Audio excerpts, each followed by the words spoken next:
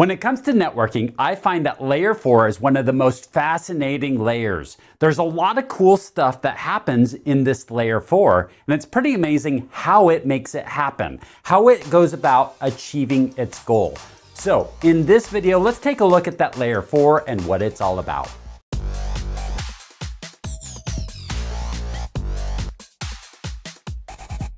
Layer 4 has a lot of stuff crammed into it. It does quite a few different things in this communication that happens between devices. Up until now, we have layer 7 through 5 or 5 through 7.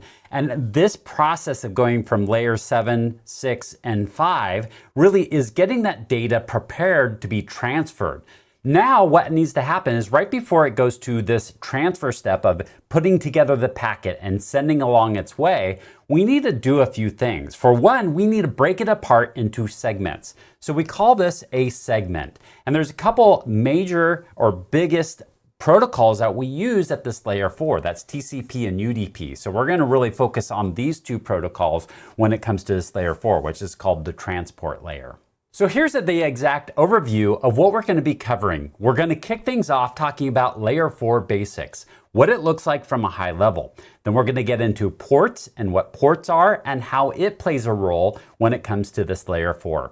We'll also talk about TCP. TCP is one of the biggest forms of communication when it comes to this layer 4, and there's a lot of critical stuff that happens with TCP. So we're going to focus most of the time on TCP. We'll get into TCP sequencing, TCP connections, TCP congestion, and flow control. It's pretty cool how that stuff works. And then UDP. And we'll talk about UDP and the contrast between UDP and TCP. The content that you're going to be watching is just a small fraction of a much larger program, a full program that is designed to launch your IT career. It's an IT career launch program, and I'll have a link down below in the description. So let's jump into layer 4 basics, what it's all about.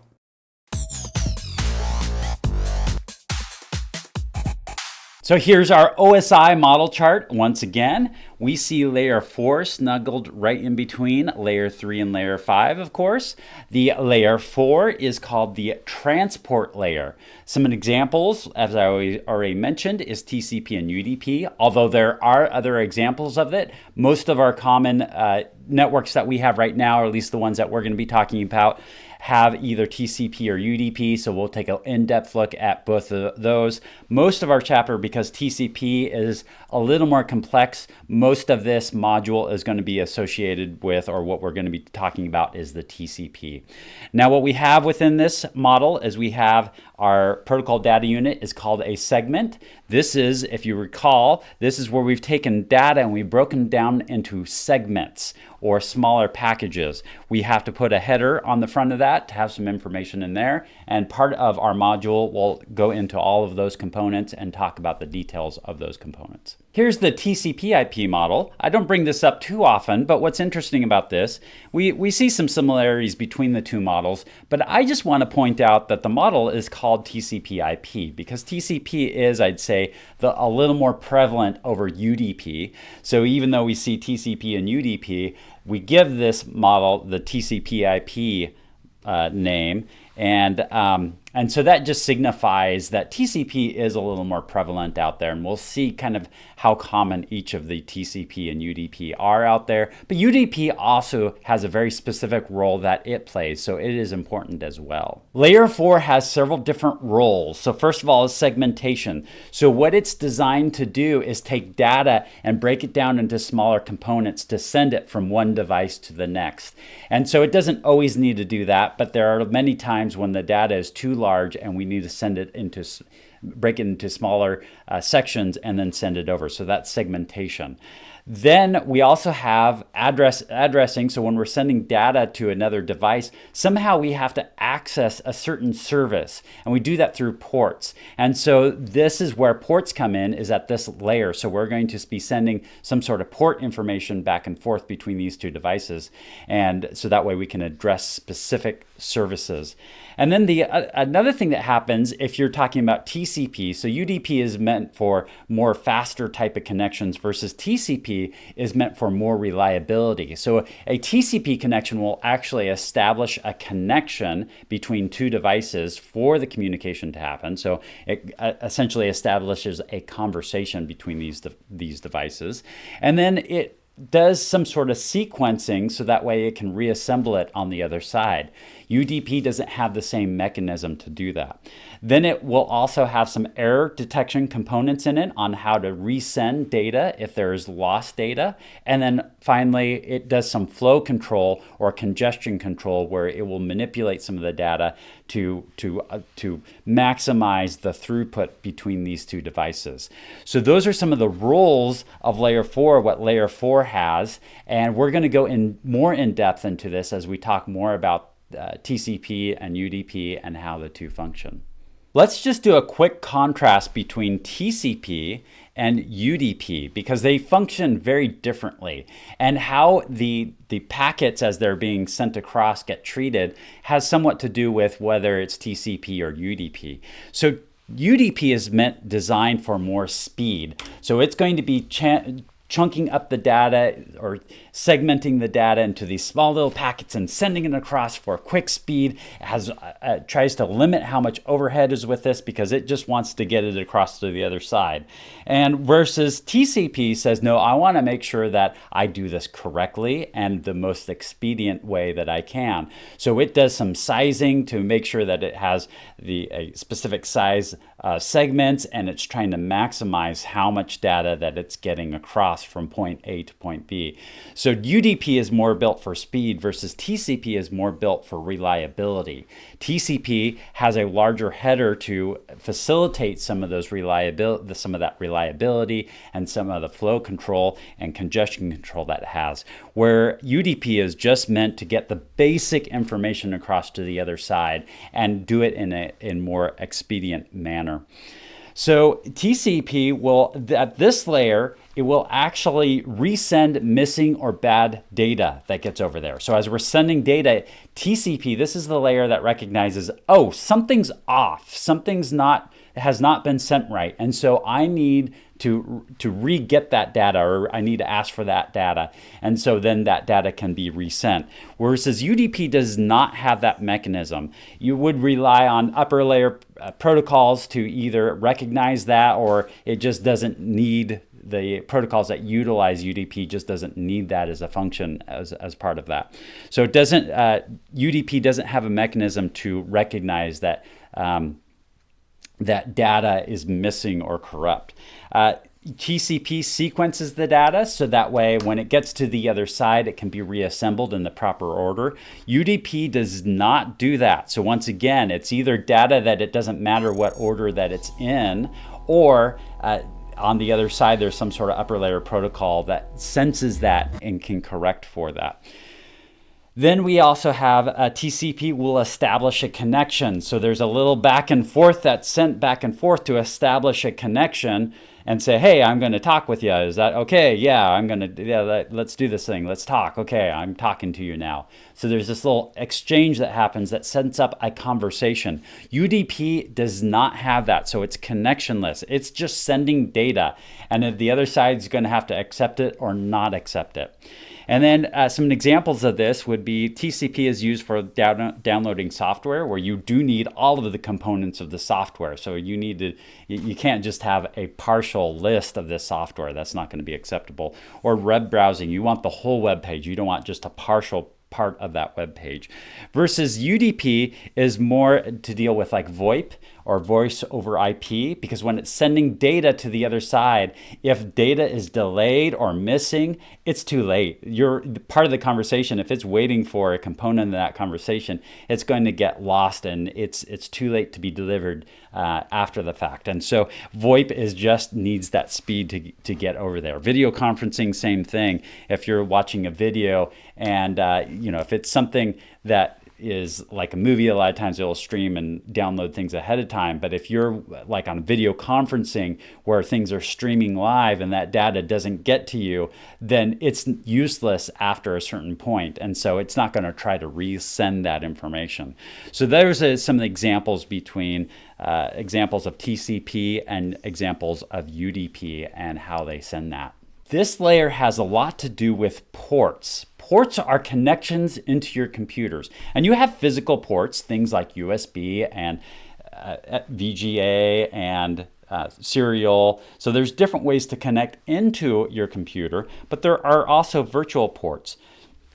And similarly, the way a printer, when you connect a printer, there's some sort of communication that's established between your computer and that printer. And that's all defined by those drivers that are installed and all defined by the protocols that USB has of how that communication is going to get established. Well, there's the same thing that happens in the virtual side of your computer. We have, once again, these things called ports, but they're virtual ports that are on your computer. And they're just a series of numbers. And you can assign these numbers to whatever service that you want so you can access, so you can specify some sort of access to those different services. So we're going to put on here, maybe we put on port 22 onto here, maybe port 25, port 80. So we open up these different ports on here and they're associated with some sort of service. So let's say we have port 80 that's opened up to maybe a web page, and maybe the port 25 is open up to mail. And so these ports are now open and there's some sort of rules that are set up so that way when we are communicating to one of these ports, we know what kind of language that we're speaking, so to speak. So we know what protocol is going to be communicating across these different ports. So we'll be talking quite a bit about these ports and how these virtual ports are set up on your PC. So now let's say you go to the internet and you download a 5 gigabyte file. If you downloaded that 5 gigabyte file and it was all one stream of data, then what would happen is that no one else could communicate while you were downloading that file. And that file could download in the matter of minutes or it could take hours. And then during that time, no one else could communicate. That obviously is a big problem. And if that stream of data stopped at any given point in time, then that interruption would cause you to have to go and completely download that 5 gigabyte file again. You can imagine the internet would look a lot different if we were dealing with that type of scenario where you just took up the whole connection until it was completely downloaded. And so what happens is that we break data down into smaller components, so that way it can facilitate multiple conversations, lots of conversations to happen all at once. So that way one person that's downloading a file at your business or at your home, other devices can communicate at the same time because this data can get intermixed as it's sending across there.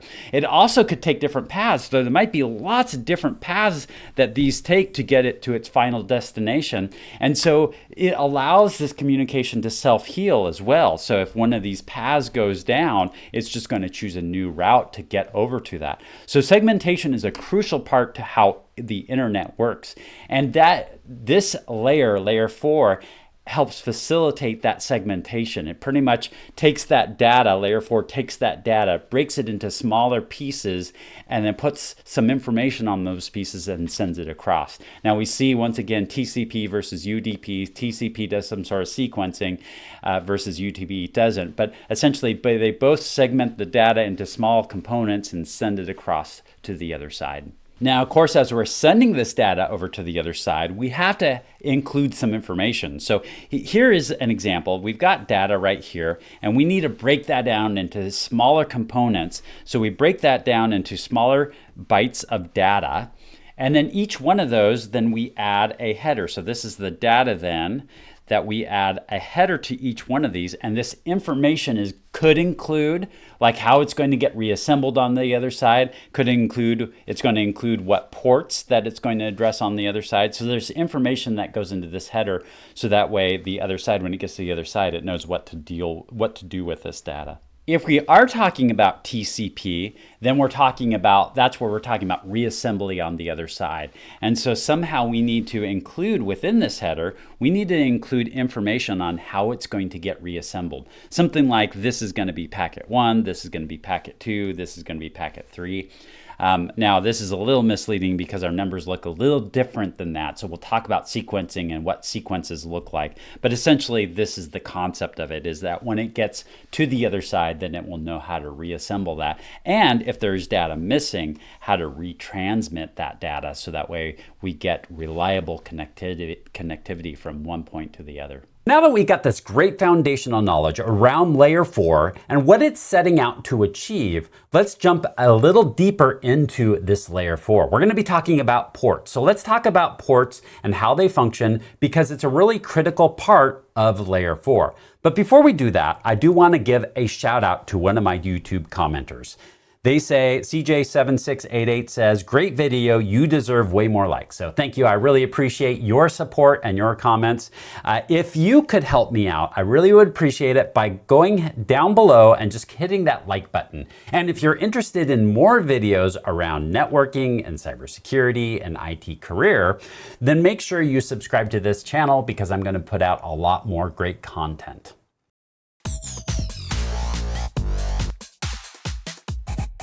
Layer 4 is where ports come into play. So there's a lot that happens with ports, and it's pretty prevalent whenever you're talking about networking. So it's important to have a good grasp and understanding about ports and how ports are used for communication and how they address certain services. So we're going to take an in-depth look at ports. To understand ports, let's recall what the client-server relationship is.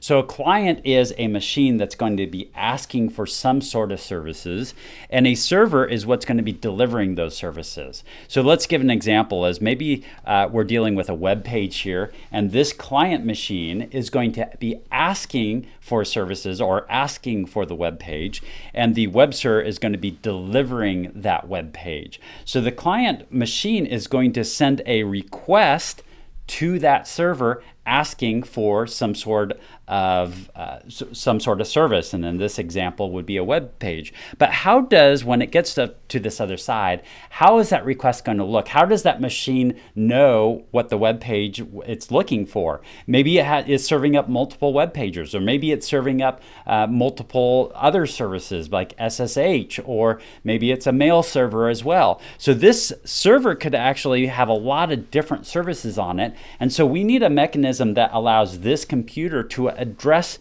a specific server or a specific service that server has on it. So we do that through ports. Ports on your machine, it could be physical. You could have a physical port like a USB port or a serial port, or some sort of port on your computer where you plug devices in and then it establishes that communication.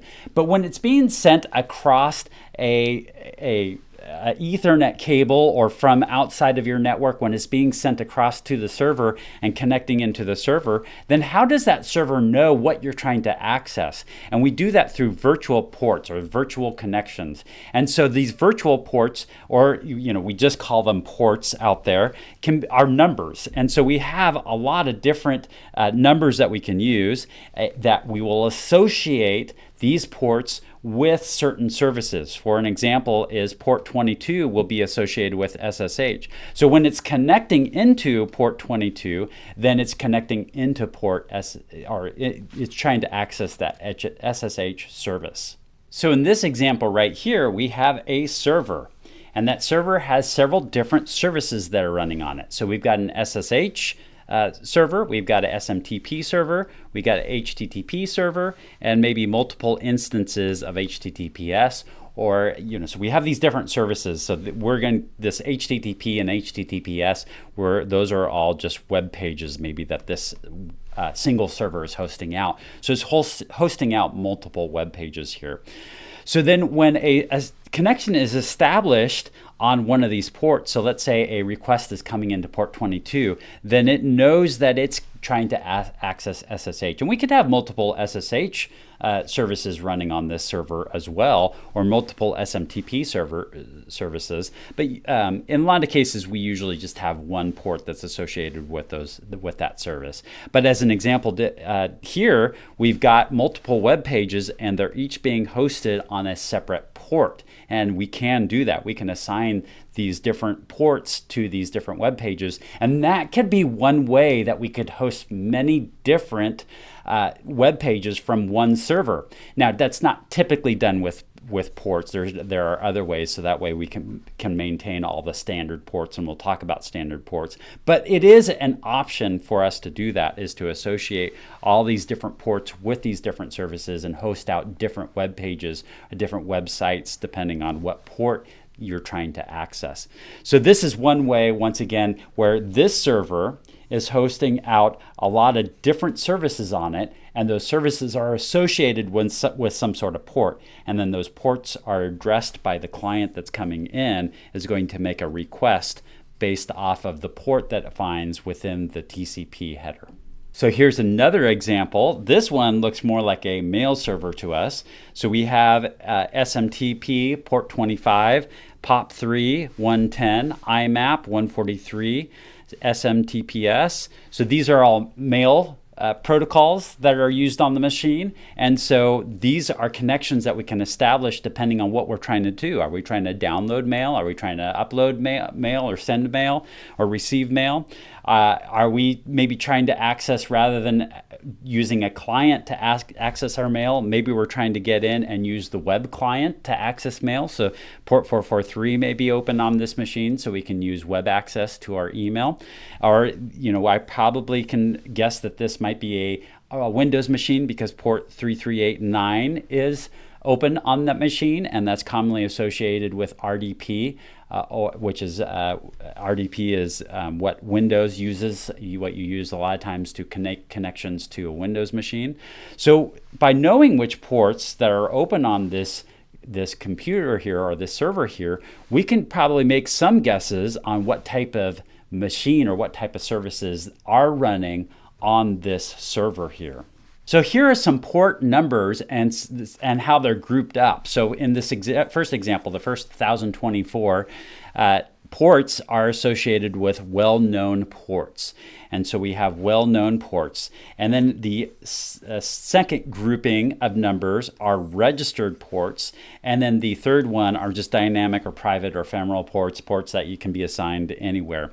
And so this is all set up, and the Internet Assigned Numbers Authority is the one that manages all of this. So what would be some examples of this? Would be these are really well-known, often used ports that are associated with each other. And so an example of this is port 80 is associated with HTTP. And so what you'll see is if there's port 80 is open on the machine, then that's most likely HTTP. And you wouldn't really want to associate another service with it. You wouldn't want to associate like SSH to port 80. You could, but that's not typically that's done. So these port 80 is generally associated with HTTP. You wouldn't want to probably assign another service to it. There would be some reasoning why you would set HTTP up to be on another port rather than port 80. But generally speaking, this is a one-for-one where port 80 is associated with HTTP on that port. And so these are well-known ports, and you don't really mess too much with these well-known ports. You kind of keep those intact and follow the standard out there. If you were to associate HTTP with another port, like let's say you associate with port 8080 instead, then what could happen is that you're making your users jump through one more hoop to enable to get to your website. And if that's the case, that's fine. Maybe you're doing it for some sort of security purpose, although there's questionable on how secure that actually is. But so anyways, with this, there's these general associations. The registered port then is if you're a company and you have a product that's pretty widespread out there and you want to devote your port to your product, then you'd go and you'd register that, and you'd register it once again with the Internet Assigned Numbers Authority. So you go to them and you say, hey, we got this port, we want to assign this port, and you go through some paperwork so that way you could register this port. So a lot of different places out there, organizations out there will register their product and get their ports.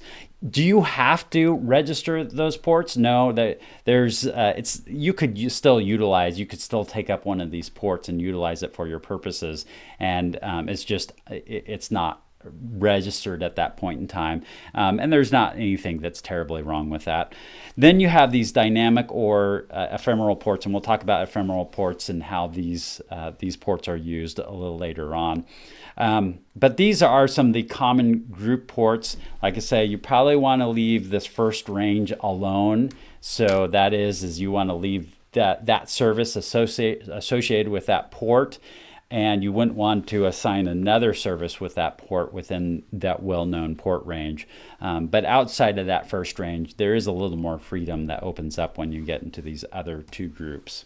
Now, it used to be when you first installed your operating system onto your machine, there's a bunch of services that were automatically up and running. There still actually is. There's a lot of services when you first do an install on a machine. There's still a lot of services that are up and running. But by default in the past, there were extra services that were up and running. What this did for you is it made it a lot easier to set up services, get them running, get them functioning, and things could be taken out of the box and already work to a certain degree. So maybe you take it out of the box and it already had some email forwarding capability and it had some other things that were set up on it.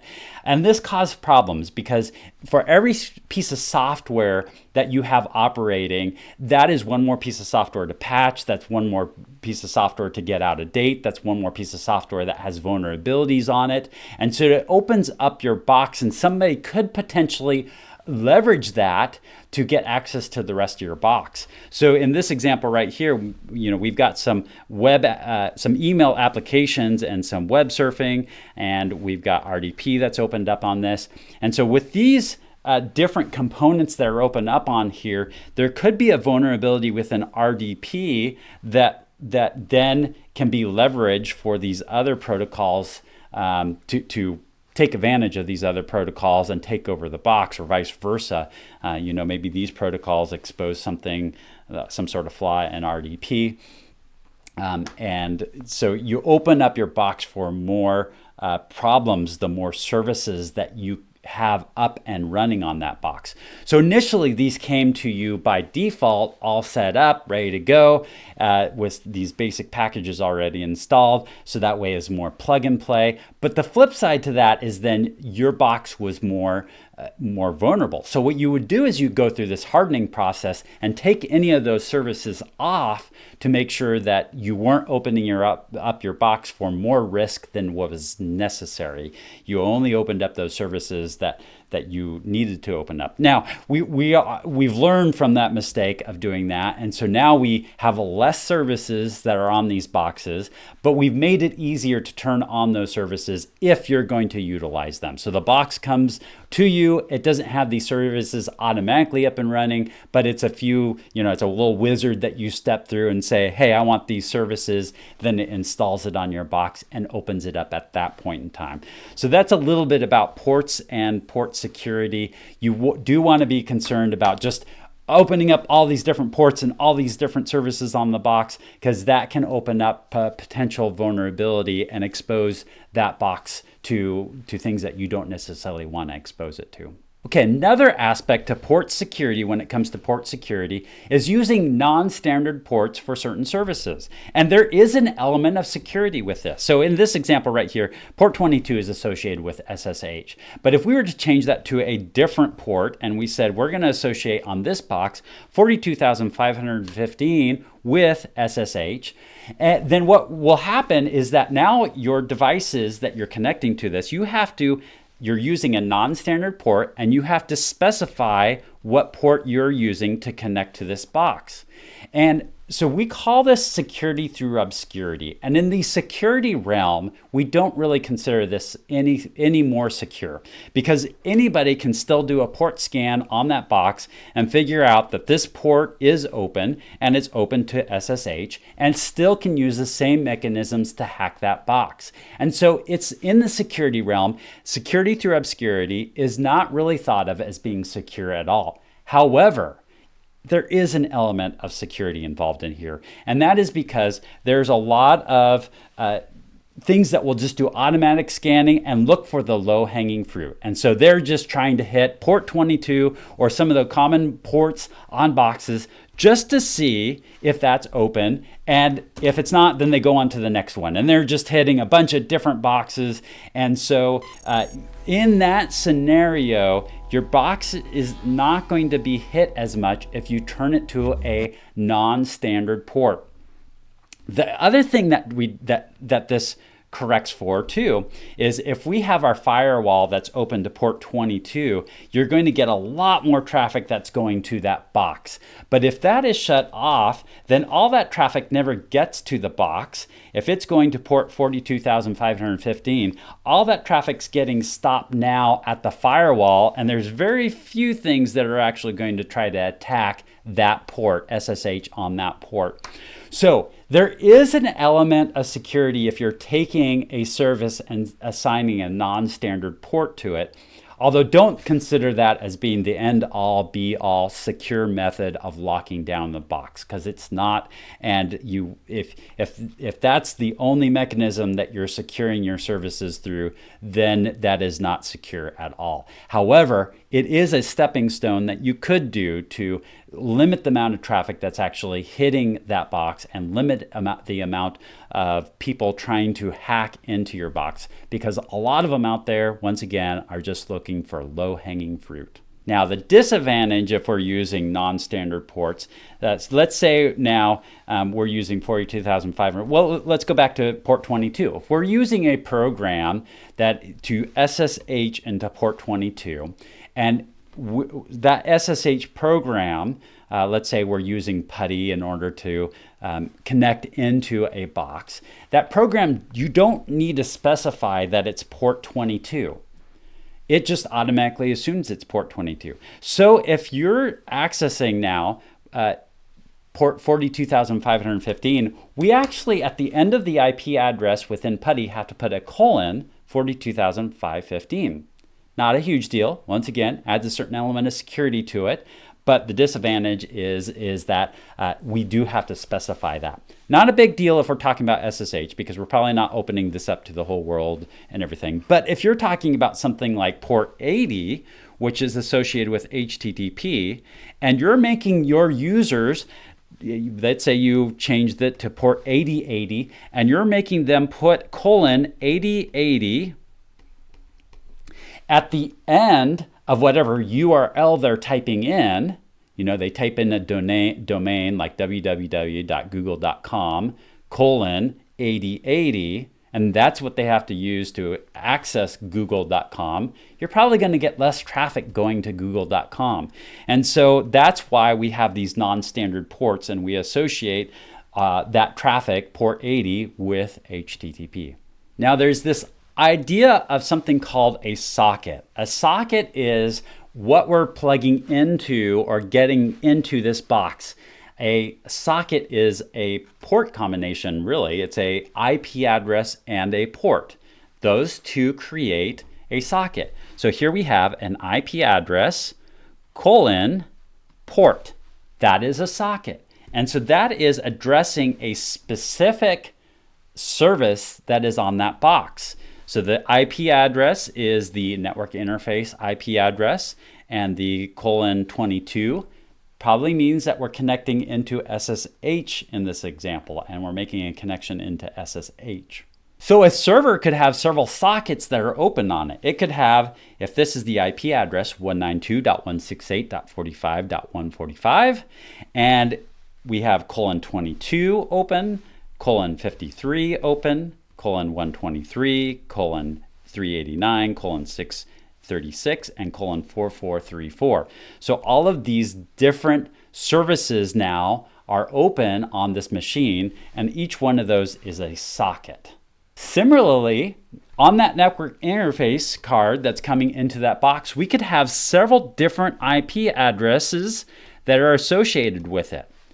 And so any of those IPs, any packets that are destined for any of these IPs, .145, .146, .147, .148, will make it to this box. And in addition to that, maybe then there's some sort of port that it's addressing, so 443, and that's associated with HTTPS.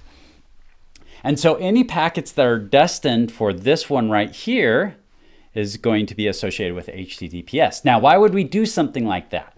Well, in this example right here, these are going to individual websites, and we specify an individual website for each one of these IP addresses, and they're all have HTTPS connecting with HTTPS. Now this box can host, in this example right here, 4 different websites, and it associates what you're trying to access based off of the IP address that it's trying to access. So this is, once again, different sockets, how we can specify different sockets so we can access a specific web page. Now, I would say that probably this is the less desirable way to access a specific web page. There is a way to access specific web pages using host names rather than the IP addresses, and this allows us to not have so many IP addresses for all these different web pages. So there are other mechanisms to do the same thing. But for this example right here, I'm driving home the point of what a socket is and how as a packet comes in, how can address specific services, or in this case, specific websites that all use the same service, and it can do that by using multiple IP addresses. So we're not limited. There's lots of different combinations we can do with this. So this box right here has lots of different sockets that are open to it. We have 192.168.45.145:22. So we're probably talking SSH there. Then we have a website, port 80 is open, so HTTP. Then we have 145, which is colon 443, which is HTTPS. So we have a website that we're hosting there. Looks like we may have a few other websites that are being hosted on these, and each one of these is a separate socket. So we have, in this example right here, because of the port combinations and the IP combinations, we have 6 different sockets that are open up on this server. Now, one thing to note is that we try not to really use port 80 anymore, even if it's not a website we are concerned about security. We still don't really open up port 80. And an example of that is if you go to http://www.google.com, it will redirect you to a secure connection because port 80 is no longer considered secure, and we redirect that traffic to a secure connection. And not that we're too concerned about with Google itself and that website that is being transferred back and across, and not too concerned maybe with people looking up what we're looking up, so we don't really care if we use HTTPS or not. But it could be that if there's somebody in between that was capturing that data and sending different data to your computer, then they could leverage that and be able to make you think that you were on other sites that you weren't, and then start doing phishing campaigns to get information. So there's a bit of a security concern there. Even with websites that we don't typically think need to be secure, there is a security concern. So we still now, what the best practice is not to use port 80, or if you're going to use port 80, redirect it to port 443. Now, there is one scenario here we haven't covered yet. We talked about how a server could have lots of different services, or even the same server or same service that's being hosted out, but different sites that it's hosting out. So this server could be doing lots of different things. But what if the scenario is you're just trying to access one of the websites, but you're trying to access it multiple times? I do this many times where I'll have multiple windows that's open, or multiple tabs that are open that's accessing to this same website. And so in that scenario right there, we are addressing a specific socket on this server, but we're doing it multiple times. So then the question is how does this server know that it's fulfilling each one of these requests and fulfilling it separately? And we do that with what's called ephemeral ports, or ports that are on the client side. So as we take a look at what's in the packet, we'll notice that there is a source port and a destination port. And we've been up until now really addressing the destination port, where we're trying to go to. But there is a source port. And the source port, let's say this is 2048 is the first port right here. And then next, and that's the first request. So that's the source port for the first request that comes over to the server. And the server is going to then track this IP address and this port in its reply as it replies back. So then it knows which data it's sent already to this machine right here. And then the next time we request a web page from that same site, then we're going to increment that up, so 249. And so it makes the request with a different source port. That's the important part of this. It's a different source port. It makes the request. And so this server right here sees that as being a different IP address / port combination or different socket. So it's a different request, and it will fulfill that request separately. Now we open up another tab on our browser, access the same site. It's going to the same socket over here, but this socket on this side needs to be different. And so it's a same IP address, but it's 2050. It's the next source port. So those source ports are called ephemeral ports. They're ephemeral ports. They're on the machine. They are separate virtual ports. They're coming from the source, and it's used to track the conversation, this TCP conversation that's happening back and forth. So really, there's a socket on both sides. There's a socket on the client side, whatever's requesting it, and the socket, remember, that's the IP / port combination. And there's a socket on the server side, which is once again the IP / port combination.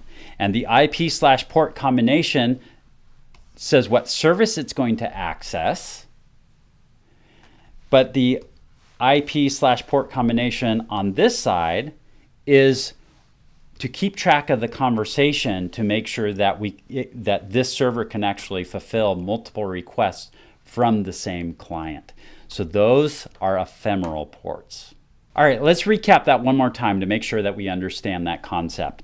So we have a machine over here that's 10.40.40.15. It's trying to reach the server, which is 172.16.43.4. What's going to happen is it's going to be addressing a specific service. So let's, in this case, say it's port 443. So this is the socket on this side that it's going to access. And we know that it's 443, so it's probably HTTPS, probably some sort of web page that it's trying to access.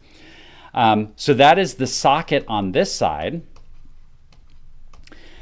Then on this side, we have that ephemeral port that comes into play. So it's going to, it depends on really the OS on how it chooses that first ephemeral port that it uses. But you know, it'll choose something. The ephemeral port is anywhere from 1024 through 65,535. So some of the OSs, like one of the examples would be it chooses a random number within there. And so let's just use a random number. Let's say it's 3045 that it's going to use. So this being sent here is going to have a source socket or IP / port number combination of this machine right here. And it's going to have a destination socket of this right here that's associated with this machine right here. So it knows the IP address of where it's going and the port or the service that it's trying to address. So that's what's going to be formed is this as the source and destination socket. The destination socket is so it knows what service to address, what server / service it's going to address. The source socket is so that way it can keep track of the the conversation that it's going to pick up in the event where you have multiple, you're accessing the same web page or you're accessing the same service multiple times. So that is how the client-server relationship works between these two devices. And we can get onto those machines, and most machines have this, no matter what OS is running on it. And so you can get onto those machines, and you can type in netstat when you're in the command prompt. So as an example, Windows, you can go to the start menu, type in CMD, type in netstat, and then what you'll get is you'll see the actual open sockets that are open on here, and you'll see the local address, whatever it's coming from, right here, and whatever its destination is, what it's trying to access. So this is HTTPS, so the port that it's trying to access is 443. So same thing with this one is 443. So that's what it's trying to access right here. And you see several different combinations of that. And the TCP connection is established, so that is the little handshake that happens, the connection, which we will talk about in the future. But this is a way that we can actually see the local addresses, the destination, or the foreign address is what they're saying here on this machine right here. So go onto your machine, type in netstat, and see what kind of open connections you have. And on a Windows machine, it'll keep listing them out. So you can actually generate some traffic and go to a website and see how much of those TCP connections open up to establish that communication. It's pretty fascinating. There you have it, ports. Pretty cool stuff, really. I mean, it's really amazing how ports will establish these connections, establish the conversation, and keep track of it all. It's just, there's an amazing amount of stuff that's packed in just what these ports do and how these ports function. So we talked about what is a port. We talked about those port groups and what are the well-known ports, the registered ports, and the private ports. Then we talked about port security and some different ways we can configure that, and the pros and cons of trying to implement that port security, and also hardening a box in reducing the amount of services a box has to reduce the amount of exposure that box has. Then we got into a socket, what a socket is. We talked about sockets as far as a source IP/port is concerned, and a destination source and IP is concerned. So we've got two different sockets within this communication that happens. And then we finish things up with talking about those ephemeral ports. Once again, the ephemeral ports are the ports that are randomly chosen or assigned somehow to the source side of this conversation that's happening to establish a communication channel. So yeah, just a lot that's packed into ports. They're pretty cool. It's kind of cool to see how ports kind of bring this all together to establish this communication.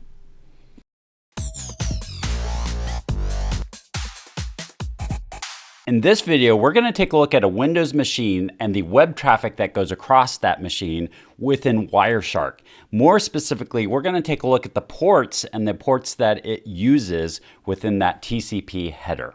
First of all, we need to capture this data. So what I'm going to do is I'm going to, with Wireshark, monitor the Ethernet connection. Then I'm going to go to the PI address in my browser to bring up our web page.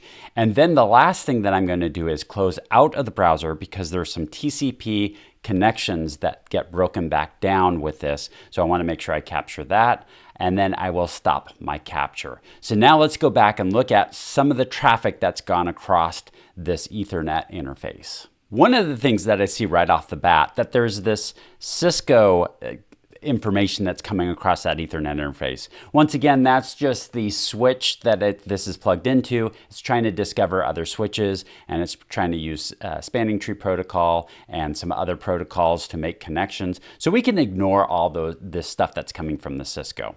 I scrolled to the top, and one of the first things as far as communication between my demo laptop, which is this Dell MAC address right here, and the Pi, which is this Raspberry MAC address right here. So one of the first things I see are these ARP requests, which makes sense because I went out to this IP address, but it needs to know the MAC address to communicate on that layer 2, to know where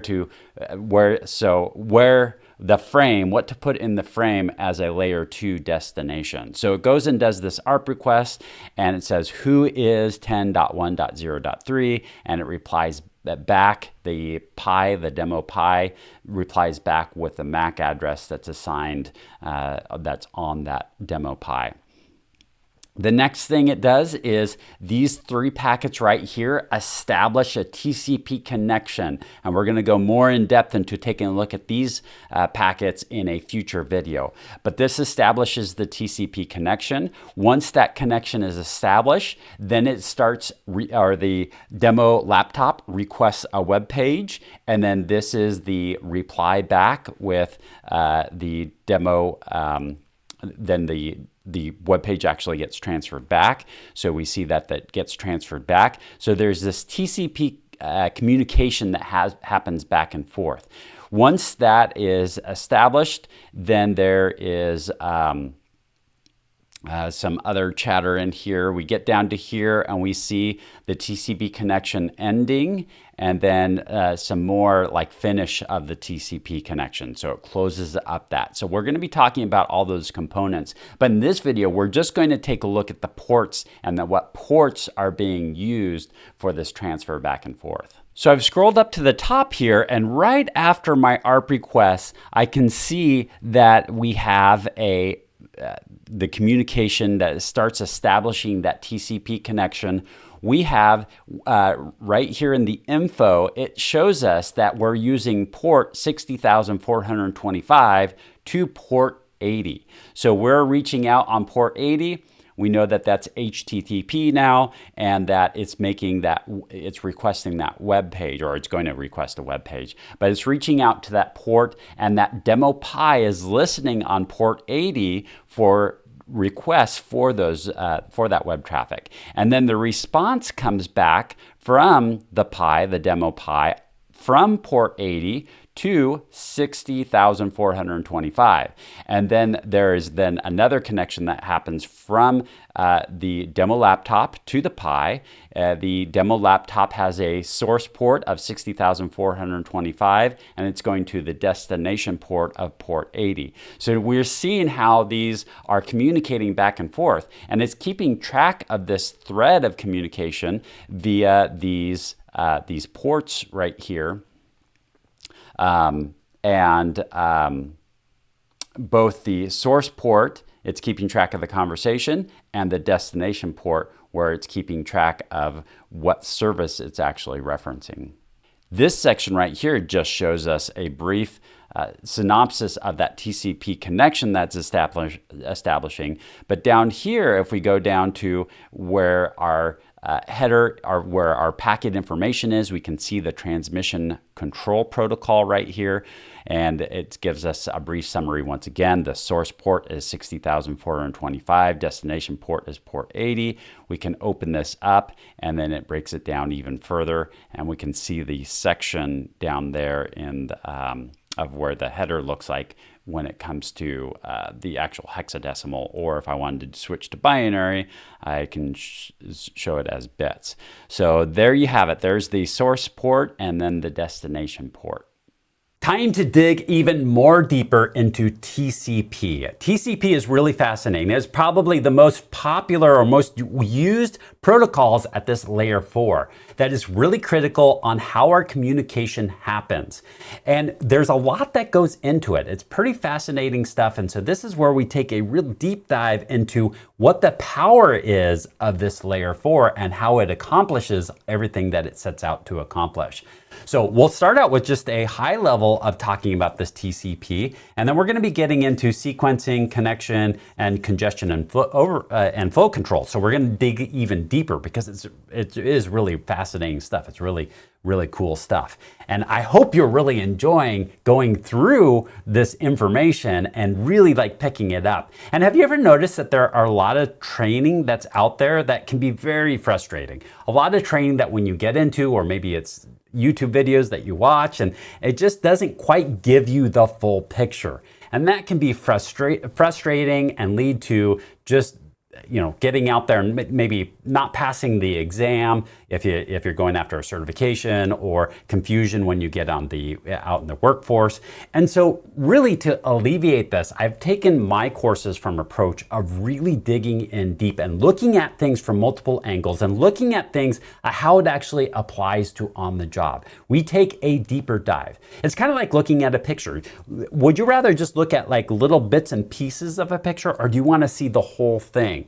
When you see the whole thing, it just elaborates more and is more enjoyable to look at and more enjoyable experience. Same thing with IT training. By really understanding things, then that brings that success into passing those certification exams easier, brings your success into your career and your next job, landing that job, being able to successfully talk with others, knowing exactly what needs to be done on the job. It just really opens things up, and it's so much more applicable to the real world when you really fully understand things at a deep level. So I do have a full TechnoSurge IT career launch program to get you to that point where you are confident and can successfully pass those exams and can step into that next job and just hit the ground running.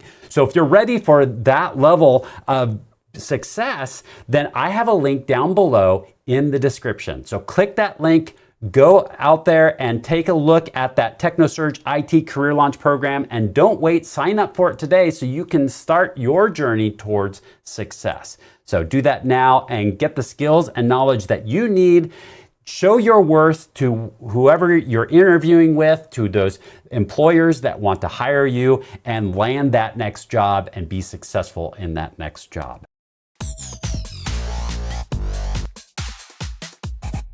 As we were looking at the different protocols, you probably noticed that a good portion of those were TCP.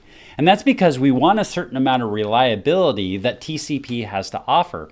So although UDP has its place, TCP is really crucial to a lot of the communication that we have happens across the internet. So what we're going to be talking about from a TCP perspective is, first of all, connections and how it establishes connections from one device to another.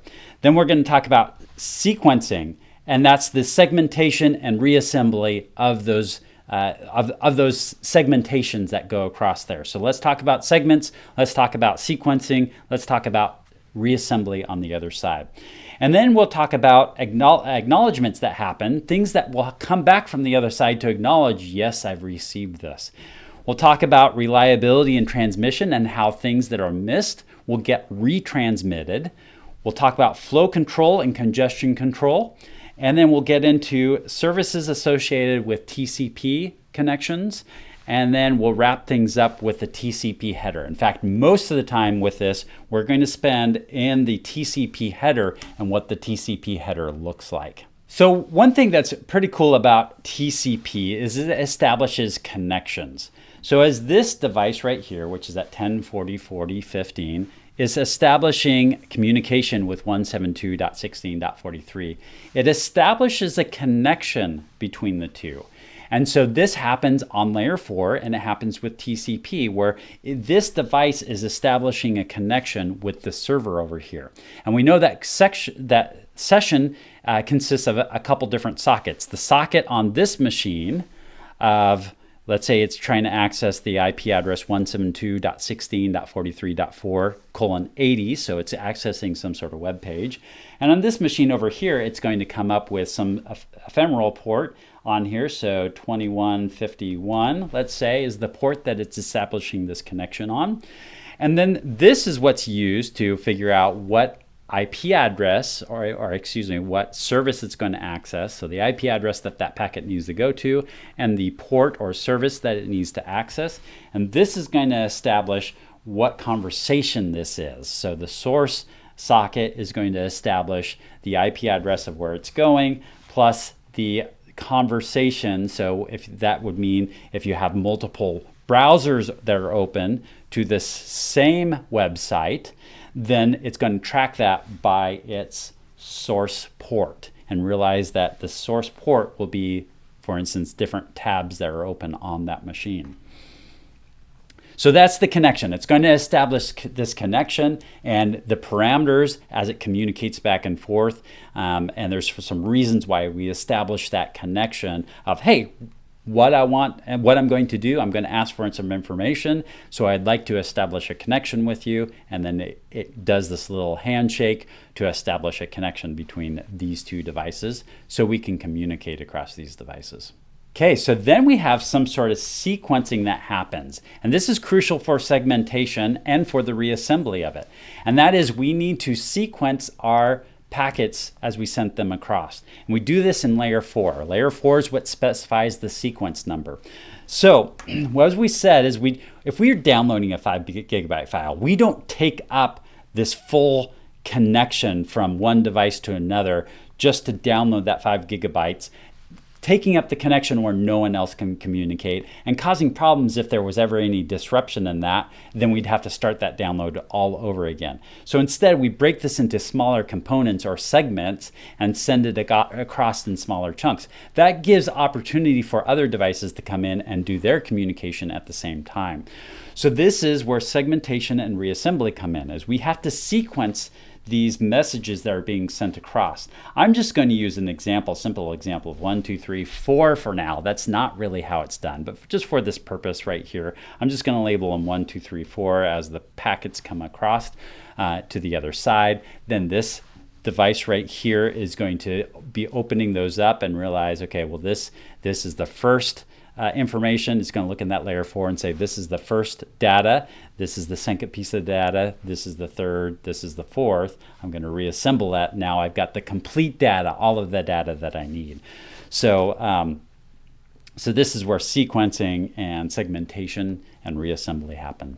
Now what happens with this is that there's some sort of acknowledgement. So as this data is coming over to this side, there's acknowledgement that happens, that this device sends back and says, this is the data that I've received so far. And so there's several purposes for this acknowledgement. It does some congestion control, it does some windowing, something called windowing. So we're going to talk about those aspects of this, but one crucial part to this is it leads into our reliability and retransmission of data if something is missing.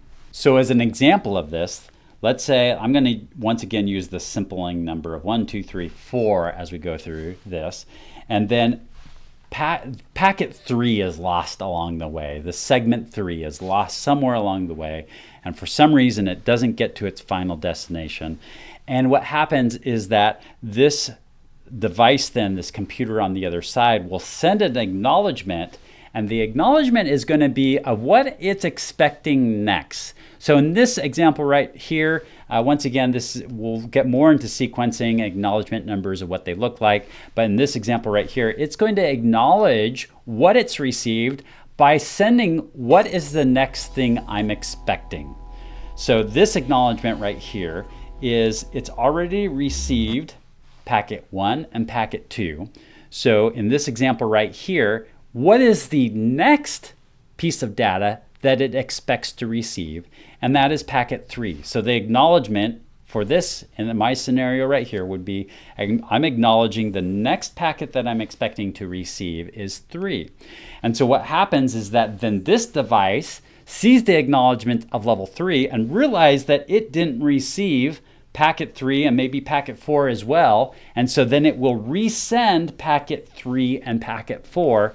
So that way this device will get packet 3 and packet 4, in which case then it will send another acknowledgement after it receives those and say, okay, the next I'm expecting to receive is packet 5.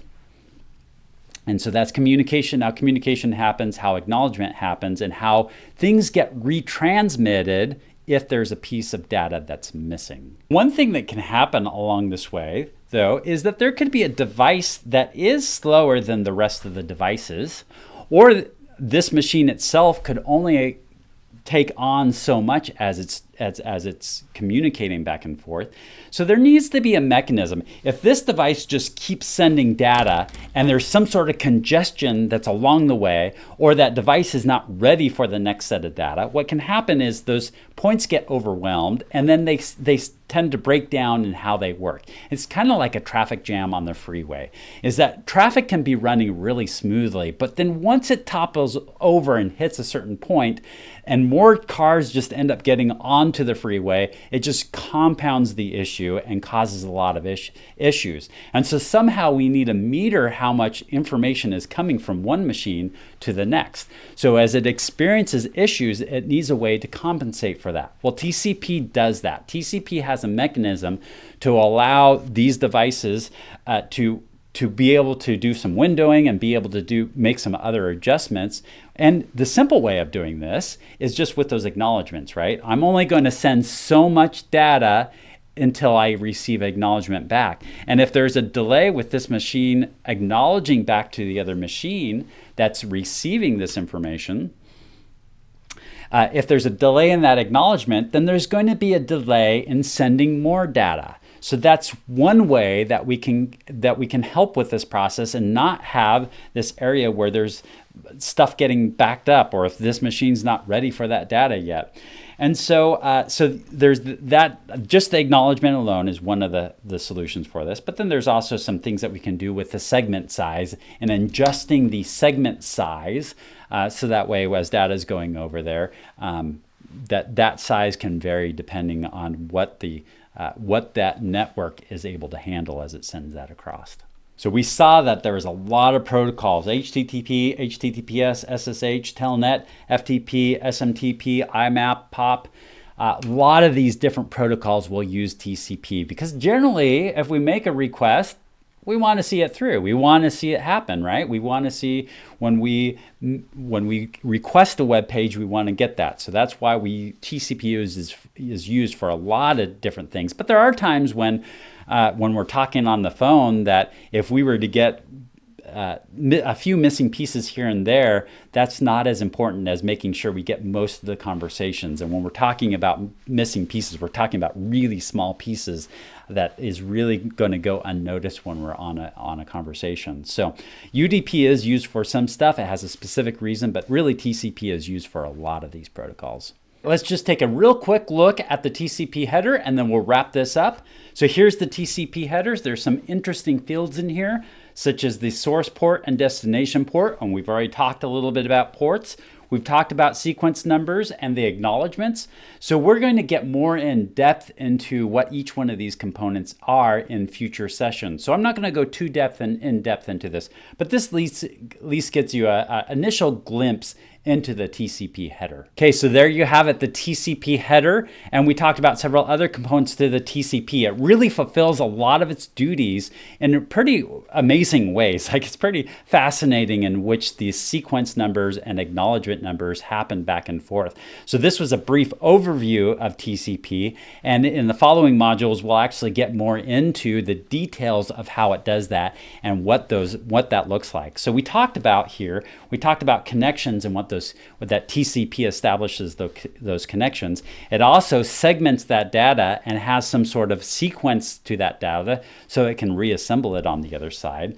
There's some acknowledgements that happen along the way that allows for us to do some traffic flow, control some of the flow of the traffic, and control some congestion aspects to it. So we also talked about sequencing from a reliability and a retransmission standpoint, that the acknowledgements will help facilitate retransmitting data if that's what needs to happen. We also talked about services associated with TCP and how TCP works. And then finally, we wrapped it up with the TCP header and what the TCP header looks like. So a lot of amazing things that are happening within this TCP header involved here. So this is pretty cool of how it all comes together. And we're going to go a little more in depth into that sequencing number and the flow control and the connections and how that all works.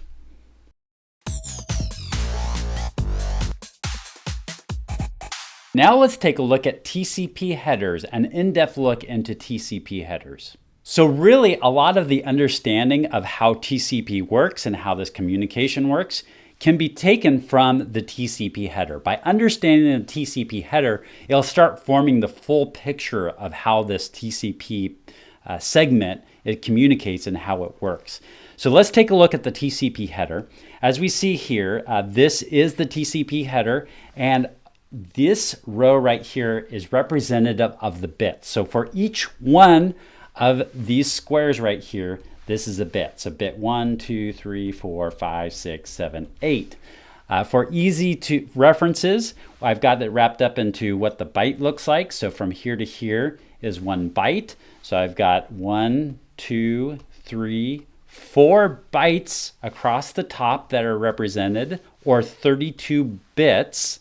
And because I can't put this all sequentially out into this big long line, I actually broke them into it rather than going horizontal, vertical. So this is the 0 through 3 bytes. This is 4 through 7, 8 through 11, 12 through 15, 16 through 19. So total 20 bytes, because we start out with the 0 byte, and we count up to 19, so we got total of 20 bytes, although there are some options that we can add down here. So let's take a look at each one of these fields that are found within this, and take a look at what components are in each one of these fields, what they do. Now remember, we have IP addresses, which are found in the layer 3 side of this, the packet, and we've got the port that it's associating with, or the service that it's associated with. And so this altogether is what we call a socket. We find this first part in the layer 3 packet. We find the second part in the layer 4 segment. And then also we've got both the source, or excuse me, the destination, but we also have the source. And that source has a layer 3 address that's in there, but then it also has that layer 4 port, and that can be randomly chosen. So I'm going to choose a random port here that we're going to be sending across, and that's going to be used to establish that connection back and forth, so it knows what information it delivered to which browser, which specific tab that you happen to have open on that port. And this is what is the ephemeral port. So we have 2 parts to this, and we're going to see that within the header. We're going to see how the ports in this layer 4 show up as a source port and a destination port. Okay, so the first things that we run across within this layer 4 is the source port and destination port. And if we took a look at that, that is 16 bits. And so with that, there is 65,536 possible combinations that we have when we are dealing with 16 bits. And so that would be, the range actually would be anywhere from 0 to 65,535.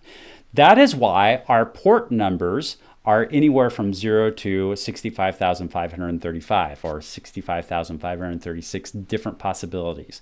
So that's where we get that ranges that we were looking at earlier, that form are both our source and our destination port. So that is the source and destination port. Let's talk about sequencing and how the sequencing happens as it's sending from one location to the next. And this first packet that's being sent over, or this first segment that's being sent over, is going to have some sort of sequence number involved in it. What I was using is I was labeling these as 1, 2, 3, 4 in the past. But the way the numbers actually look is you're going to see a little different range, and it's probably going to look a little random at first. Maybe this first one is 1001, and this next one is 2001. Perhaps the next one is even different yet, and we're looking at 2055. And so the numbers that you'll see in here may look a little strange for you at first, but we'll talk about the sequencing and how that happens.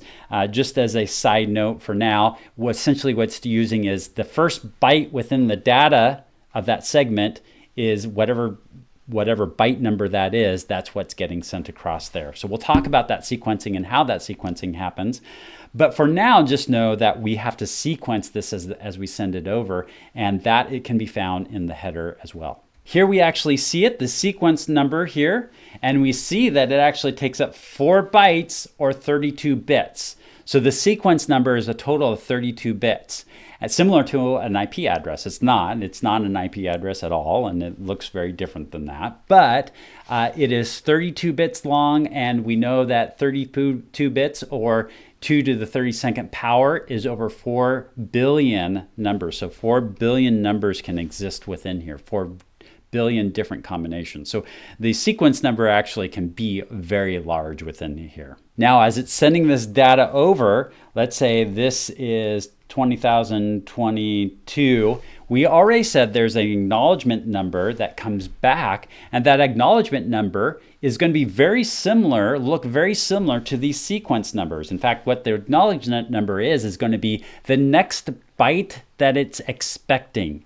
It's going to, whatever the next byte that it's accepting. So this acknowledgement number, if this is 2022, maybe the next byte that it's expecting is 3022. And so that is the acknowledgement number that it's going to send over. And for that reason, the acknowledgement number has to be a similar size field to what the sequence number is. And as we take a look at the TCP header, we do see that this field is in fact 32 bits long as well, same as the sequence number. All right, next up is data offset. Couldn't quite fit it all in there, so we see data off, but it's actually data offset. We see that it's 4 bits. And so 4 bits represents up to 16 possibilities, 0 to 15. What data offset is tells how big, essentially it tells how big the TCP header is and the number of 4 bytes. So, so what we see here is this right here. We have 1, 2, 3, 4, 5. So what we would see in here, for our TCP header at least, we would see at least 5 that would be in there. But it would be more depending on what options we have available with this. So typically what we would see is a 5 in there, but if we saw more, that just means that there's additional options that we have in there. And the data offset, the reason why it's called data offset is it's because how shifted is the data from the start of this segment. So it's from the start of the segment, wherever this is right here, to when you'll actually start seeing the data. So that's the data offset. The TCP header can send some additional information or some additional options along with it. So this last field deals with different options that we're setting as we're sending TCP segments back and forth. So the way that this is flagged is on whether we have options or not, and how much options we have within there, how much data is within that options field, is determined by the data offset. So the data offset by default is going to be set up to 5 here, representing 5 different lines of this that it's going to be sent over. But if we have a few more lines here, let's say we have 3 more lines built within the option set, then this would actually be 8 then that would be represented in this data offset. So it just represents, the data offset represents how large that TCP header is, and that TCP header will vary in length depending on how much options there are. There is something called padding, and that is let's say we have options within here that are set, but it only takes up 2.5 lines, then the rest of this would be considered padding. It's just additional bits that are sent across there because it needs to end on this even numbered line that's right here. It's not going to end in between. And that way the data offset is going to specify once again how many lines there are, but we do need a full number of lines for this, and so padding is going to fill in the rest of that. Okay, then we have the reserve section here. The reserve section is just for future growth. And if we want to add things like more options to it or more flags to it, then we can put that here in the reserve section. For now, it's just 000. It's 3 bits long, 1, 2, 3. So what you'd see in most of your TCP headers at this point in time should be just 000. This next grouping of bits right here are called flags. Flags, as you can see, there are 1, 2, 3, 4, 5, 6, 7, 8, 9 of those. And they are just a single bit wide for each one of these, and it's either on or off. And so with these, the NS, the CWR, the ECE, each one of those, it's either going to come in as a 0 if it's off or 1 if it's on. So it's a way to turn on and off different components of what we're trying to either transmit to the other side or different components of the TCP header. So there's different things that we turn on and off, and that's what a flag is. All right, so with these flags, the ones I'm most concerned with is the acknowledgement field, the SYN field, and the FIN field. So these are the three fields that I want to take a little more in-depth look into. The rest of these fields do other functionalities. It could deal with some sort of concealment. It could deal with windowing and if there's some sort of congestion on the line. And so if the urgent field is used, so this URG lets you know if the urgent field is set or not. So each one of these has a specific purpose to flag during here. But what I'm most concerned with is, once again, the acknowledgement field, the SYN field, and the FIN field. So the acknowledgement field that we see in here is just whether this field is going to be used or not, if the acknowledgement is going to be used or not. I've already said that TCP communication uses this field all the time. So most of the time, this acknowledgement field is used. When it's not used is the first round of communication. The first time one machine is reaching out to the other machine, there's really nothing to acknowledge. And so since there's nothing to acknowledge, this is going to be set to 0. But after it establishes that connection pretty quickly, that's the second thing that these two devices are sending, it's going to switch that from a 0 to a 1 because we start using the acknowledgement field, and since we utilize the acknowledgement field, then that switches to a 1. Okay, next we have the SYN field, or the synchronize field. The synchronize is to synchronize sequences. Right. Essentially what this is right at the beginning, there's a little handshake that happens between two devices saying, hey, we're going to establish a conversation. We're going to establish a connection. We're going to communicate. So let's synchronize on our communication here. And so a random number is put into this sequence number as it gets sent over to the other side, and it turns the sync or this flag, the sync flag, on as it sends it over, and lets the other device know, hey, I'm starting a conversation. This is the number I've chosen to start this communication. And that other device is going to send something back. Similarly, it's going to have a sequence number that it sends over to the other side, and it's going to have that bit turned on, the sync bit turned on, so that it says, hey, this is the sequence number that I'm going to start out with.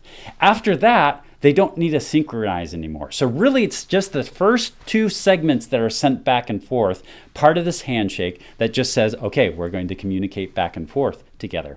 So that's the sync field right there. And depending on what the sync field is, if it's a 0 or 1, it actually changes the meaning of several of the other flags within there. Then we have the FIN bit. The FIN bit is just once again, it's a 1 or a 0. It's 1 bit long. It's a 1 or a 0, and it flags the ending. So the last packet that's sent, the last segment that's sent from the sender, sends a finish and says, okay, I'm all done. Essentially, we consider this the thank you. It's the thank you segment to say, thank you very much. So I'm finishing this conversation with you. So we've already mentioned that if there's some sort of congestion along the line, there's a mechanism through acknowledgements that allows not too much data to be sent across. What I mean by that is this PC over on this side and this server over on this side have no idea what connectivity is in between here. It could be poor, it could be really great, it could be both poor and great, meaning that there's certain segments that operate really well and certain segments that don't. But of course, the connection between these two devices are as strong as the weakest link. And so they don't know what they're going to encounter. And the acknowledgements sent back and forth help mitigate some of those issues because, once again, as the flow is going across here, if one device is not receiving an acknowledgement, then the other device just says, well, I'm not going to send something more until I receive an acknowledgement. So then it will delay in sending the next segments out to the other side. So that's an element to this acknowledgement. But there's also something called windowing that allows us to adjust some of the size of the data that's being sent across between these two devices, and that's called windowing. So we've got this field window size, and this is a way for one device to notify the other device, I can only accept so much information, and this is the window size I'm willing to accept. So what it will do is it will send, this is the window size that I'm willing to accept. Please don't send more data than what I can really take right now. And so it could, the other side could limit that in both the number of segments it's sending, but it also could limit how much data within that segment that it sends. So as it sends it across, it's not going to overwhelm the other side. So once again, window size is what one device can use to flag the other device that this is what I can accept. All right, next field we have is the checksum field. The checksum field is going to be a error checking capability on the TCP header itself. And it actually is not just the TCP header, it's also the data. And there's actually some components of the layer 3 packet, the layer 3 header that's included in that also. So it's the socket information. So it's the destination and source IP address. But essentially the checksum is going to check a few components. Once again, it's going to check the TCP header, it's going to check the data, and it's also going to check a couple components, the source and destination address of the packet as well. Okay, the next field is the urgent pointer field right here. The urgent pointer field is just to relay some information about which data is urgent. And so we can put that into the urgent data field. And so the urgent data field can be used or not used depending on if this urgent flag is turned off or turned on. If it's turned on, then this flag is then recognized as having information about how urgent some of the data is. So that is the urgent pointer field and the flag that's associated with it.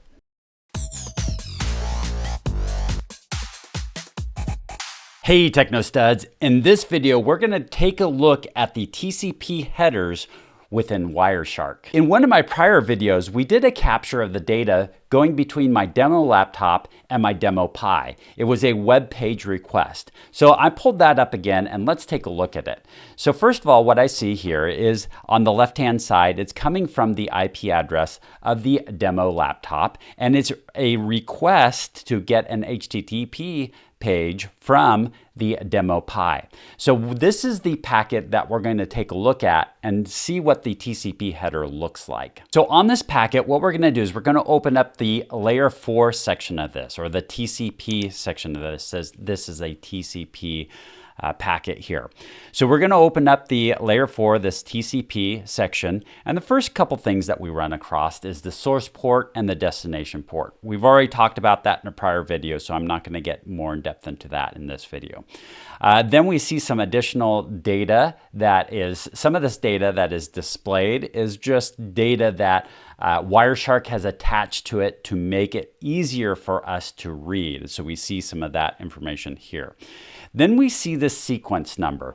We actually see sequence number in two different forms. Here's the raw form. The raw form is the sequence number that these machines actually use. So if you go and look at the data, that is the actual data within the packet. But what we have here is Wireshark has made it a little bit easier for us to interpret the data by putting in the sequence number that's relative. What that means is that even though this is packet, what is that number? It's 1,496,516,043. It said, well, we're just going to call this sequence number 1. It makes it a lot easier to read.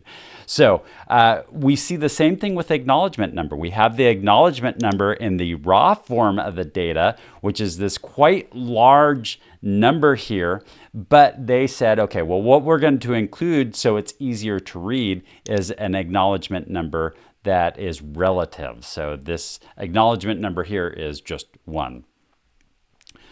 So there we have it. So there's the acknowledgement, the sequence number and the acknowledgement number. We have the header length, which is 20 bytes. And then we see the flags here with a drop down. So total, it shows you what the sum of these flags are, or we can open it up and see what the individual flags are.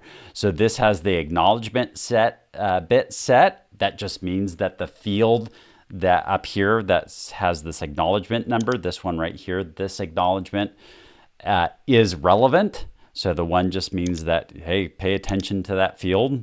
Pay attention to that number. It makes a difference. We've got the set or the push flag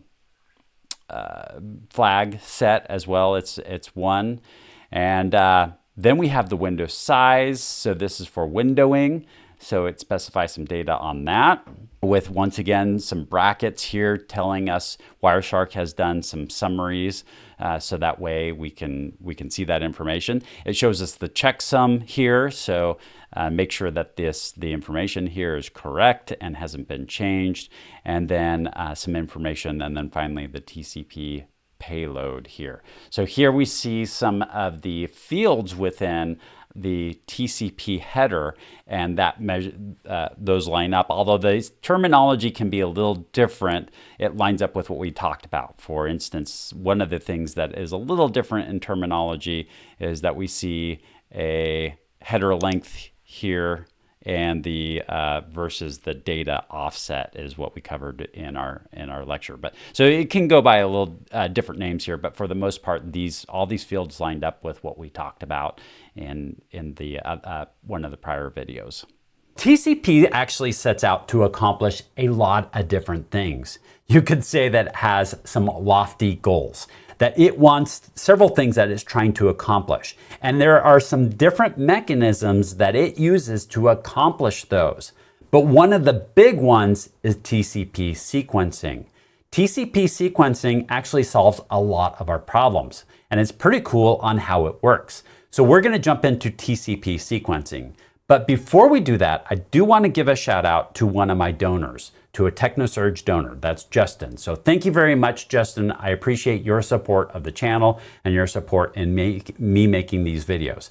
If you want to support my videos, then just down below, you can do that right through YouTube, or you can head over to my Patreon account and help support me in developing more and more of these videos. So thank you very much. And let's jump into TCP sequencing.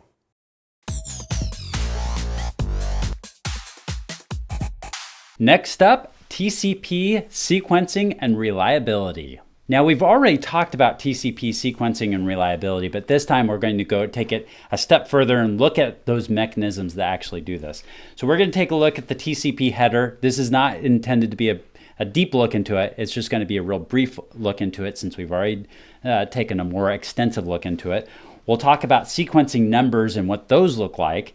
We'll talk about acknowledgements and what happens to trigger data retransmission. So we'll talk about all of those components. Now here again is that TCP header that we have. We have 32 bits across here. We have a source port where it's coming from and a destination port where it's going to. We know the destination port flags some sort of service that it's going to be connecting to.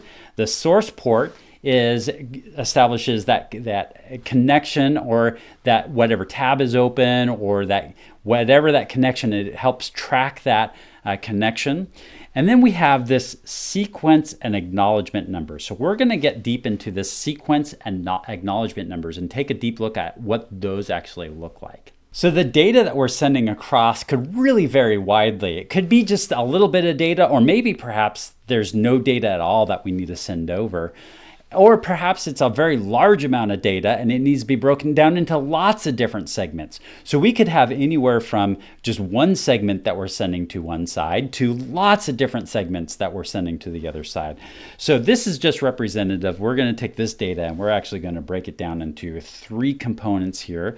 So layer 4 will break it down into 3 components here. And then that data needs to have some additional information, so that way when it gets to the other side, it can address what service it belongs to, and has a sequence number, so that way it establishes that that connection with the other side, and it knows how to get reassembled on the other side. So all that information is found within the header. And so we're going to take a look at what specific information is going into that header for sequencing and for acknowledgement, and take a look at how that looks, what that looks like, and how it gets information over there. Okay, let's talk about sequencing numbers, how things are sequenced. This device right here is asking for a web page from this device right here. So even though initially the data flow is from this device, which is establishing a connection with this device, the flow of most of the data for a web page is actually going to go in reverse. The flow of data is going to go from the server to the client. The client is requesting a web page, and then it is downloading the web page from the server to the client. And so this information is going from the server to the client. So let's say that this is the first segment, this is the second segment, this is the third segment. And before I labeled these as 1, 2, and 3, but I did specify it's not quite the way the numbers actually look. So let's take a look at what the numbers actually look like. So what it does is it labels the first byte in here, the first byte that's coming across in that data, it's just the data part of this, and it gives it a number. So we're going to say it's going to label it as 53,000. Maybe for interest of simplicity, I'm going to actually label this 53,001. All right, 53,001 is the first byte. All right, let's say the data that's in here is 1,000 bytes, and I'm going to use this so that way it's a little simpler with the math with this. But we could actually see a lot of different variety with how big these segments are. So we're going to say that this data within here is 1,000 bytes. And so the last byte in here is going to be 54,000. So we labeled each one of the bytes in here. So we got 50,001, 53,001, 53,002, 53,003, 53,004. Each one of those bytes has a number that's assigned to it. And the last byte of this is 54,000. So the sequence number is actually going to be the first byte of data, whatever that is. So in this example right here, it's 53,001. That is the sequence number. So I'm asking you a question right now. I want you to tell me what the sequence number of this next segment is. It's the next byte of information. What is the next sequence number? If you answered 54,001, you would be correct, because that is the next byte within this data. 54,002, 54,003, 54,004, 5, 6, continues to count up, and to the last one of this segment, the last one is 55,000. If we're saying that the data payload of this segment is 1,000 bytes. All right, so we've got 1,000 bytes. That means the last byte on here is 55,000. Question again, similar answer to what it was before, is what is the next sequence number? It would be the next data. And so we would call this byte is 55,001. So if you answered 55,001, you would be correct.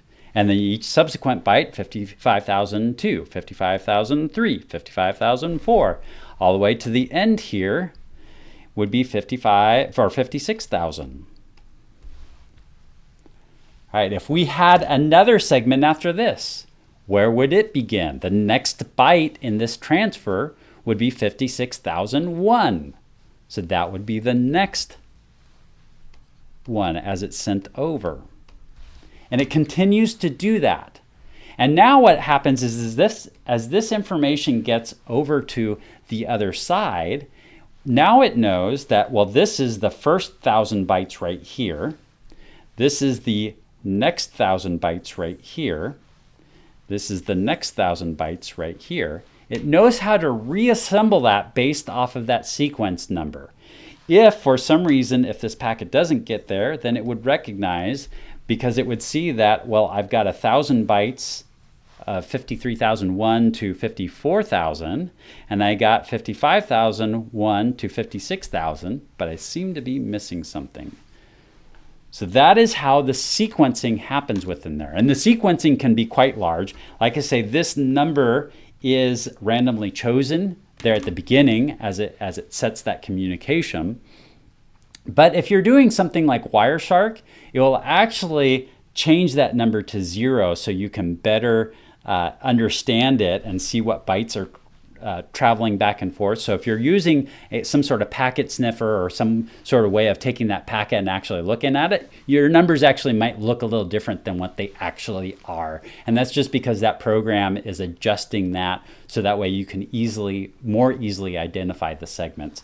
But what's truly happening on the backside is that this first number is randomly chosen, and then it just sequentially counts up from there. And we know the range is pretty large because we got 32 bits to deal with this sequence number. So we got more than 4 billion combinations or 4 million bytes that we have before we run out of chances to label these bytes. So that is sequencing. So now this machine has requested a web page from this machine right here, and it is now sending the data over. We've got this labeling that's happened. So this first one was 53,001. This first byte in this segment is 54,001. And then we've got 55,001. We said that each one of these are 1,000 bytes, mainly for the interest of making this all simple calculations. And so now what's happening is we need to acknowledge what was sent over. So this machine gets all of these segments right here. These segments, 53,001, 54,001, 55,001. And now it's sending an acknowledgement back to the server saying, I received this data. And it has its own sequence number, which is a little different. We'll get into that in a second. But it also has an acknowledgement number. And so that acknowledgement number is the next byte it's expecting. The next byte it's expecting. So if it's gotten 53,001, 54,001, 55,001, the question is what is the next byte that it's expecting? So this last segment right here ends with 56,000. So the next byte that it's going to be expecting is 56,001. And then it's going to send that acknowledgement over saying, I'm expecting as a next byte 56,001. This server gets that and realizes that all three of these segments got to the computer on the other side successfully. It has sent this 3,000 bytes of data over to the other side successfully, and now is ready to form the fourth segment in here. So it starts forming the fourth segment that's going to be sent over there. And within the TCP header, the next sequence number that it's going to submit over there is 56,001. That's the next sequence in this. And so it's going to send that over to the other side with the sequence number of 56,001.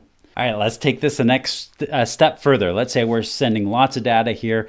Each of our segments is 1,000 bytes long. For the interest of simplicity, we see once again in our example 53,001, 54,001, 55,001 is the sequence numbers that are being sent from the server to the client machine. The client machine sends an acknowledgement back and says, what I'm expecting next is, if this is byte 55,001, there's 1,000 bytes here. So that it'd be the next byte it's expecting is 56,001. I'm expecting byte 56,001 next. And then that's when it sends next. So this is the next segment that it sends with the sequence number of 56,001, the next one 57,001, the next 58,001. This computer then sends an acknowledgement and says, all right, I've received up to 59,000. So the next byte that I'm expecting is 59,001. So then we see the next sequence number is 59,001. then 60,001, then 61,001, and then the next acknowledgement is, okay, the next byte I'm expecting is 62,001. And so the process continues until all the information gets over for this website onto this computer, and that computer acknowledges, and then at some point in time probably tears down that connection and says, okay, I've got everything I need, thank you very much. Okay, so what happens if there is packets that are missing and something doesn't get transmitted? What happens and how does this get retransmitted? So this server is sending, it just got through finishing sending these 3 segments. And to use the same example that we've been using, the sequence number on these is 53,001, 54,001, and 55,001. This then PC is expecting more, but doesn't hear anything. And so it starts wondering what's happening, how come I'm not receiving more information? So now it sends an acknowledgement over, and this acknowledgement says is that I'm expecting now 54,001 because perhaps these 2 didn't get to that end of the machine. So it's expecting the next data set that it needs is 54,001, and it's sent across that in its acknowledgement. This then web server right here realizes, oh, I sent this data, but this device over here apparently didn't receive that data. So I'm going to then resend. So it resends 54,001 and 55,001, resends those 2 segments, so that way that PC that's asking for that information, that desktop that's asking for that information, gets that information, can assemble the web page, and then present it to its user. Okay, there's a lot of information here. Let's summarize this, and I want to go over one other concept of here, because we've got data that flows back and forth. So we actually have 2 sets of sequences / acknowledgement numbers. And so there's something interesting that happens in here. So I'm going to demonstrate that with these 2 devices right here. And so we've got a PC here that's requesting web services from this web server right here. So the first thing that we see that's sent over is the request. There's a little more to it than this, but for now we're just going to send a simple packet over there. Let's say this packet is 100 bytes big. First of all, when it gets sent over, it's going to have a TCP segment header. And so that TCP segment header has a sequence number in it. It's going to be randomly generated. So let's just choose 20,001 as an example for this. It sends that over. It actually doesn't have acknowledgement at this point in time. We're not going to use the acknowledgement field. And it sends it over to the other side. So next step is that there is going to be a segment that's going to be a response. And let's say we're going to send a few pieces of data here. So the first one, let's say it sends 1,000 bytes over from this PC to, from this web server to this PC. And it's going to have its own sequence number. So it's randomly going to generate this to make it much different than the other side. Let's just say this is 2001. Okay, so that's what it's sending over from this side to the other side. It also has an acknowledgement number, so it's going to acknowledge the next byte it's expecting from the PC. So in this case right here, if 100 bytes was sent over, if the sequence number was 20,001 and 100 bytes was sent over, then the acknowledgement number here is going to be the next byte, or it's going to be 20,101. It's going to expect 20,101. All right, so then that gets sent over to this PC. This PC, let's say it doesn't acknowledge it quite yet. Maybe there's some more data that's flowing here. So it's going to send a few segments before it gets an acknowledgement back. So it's going to send the next sequence number. It's already sent 1,000 bytes. So this next sequence number is 3001. The acknowledgement number has not received anything new from the PC, so it's still 20,101. And then it's going to send some more data, and let's say it's also 1,000 bytes. And So now we've got 4001. And the acknowledgement number, it hasn't received anything more, so it's still expecting the next byte to receive from the PC is 20,001. This PC is going to need to acknowledge it, and so where it acknowledges it is going to kind of depend on what is negotiated between these two machines. But we'll just say after 3 segments, now this PC needs to send an acknowledgement. And within that acknowledgement, it sends what is the next byte it's expecting. And in this case right here, it's going to be 5001. So that's the next byte that it's expecting from this web server. The sequence number is, it's not going to, in this example, it's just acknowledging what data is already being sent. So it's actually not going to have any more payload to this. So we're going to say that the data it's sending is just going to be 20,000 101, since it's not sending any data.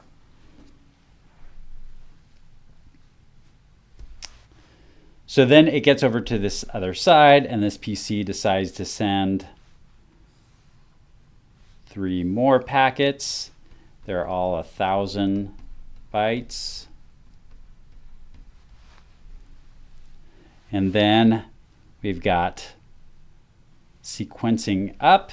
So we've got 5,001, 6,001, and 7,001. The acknowledged number has not changed during this whole process.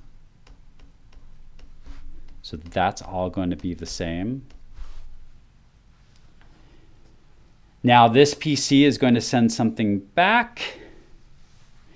Let's say in this case it does have a little bit of data attached to it because it's happy now and maybe it's closing the connection or something to that effect. And so the next acknowledgement number that it would send over is, it's expecting next 8,001. And the sequence number of this would be still 20,101. And it sends it over to the other side, and so on and so forth. So this communication happens and continues to happen until all of the information is received from one side to the next. So that is how communication happens between these two devices, and how it gets reassembled, and how it recognizes if there's any data that's lost. All right, a lot to it. Once again, TCP, there's a lot of information in here. So we talked about that TCP header, did a brief overview of that. We talked about sequence numbers and how those sequence numbers work. We got into acknowledgement and also how data is transmitted. And we finished it up with a summary of how that data flows back and forth, and an example of that.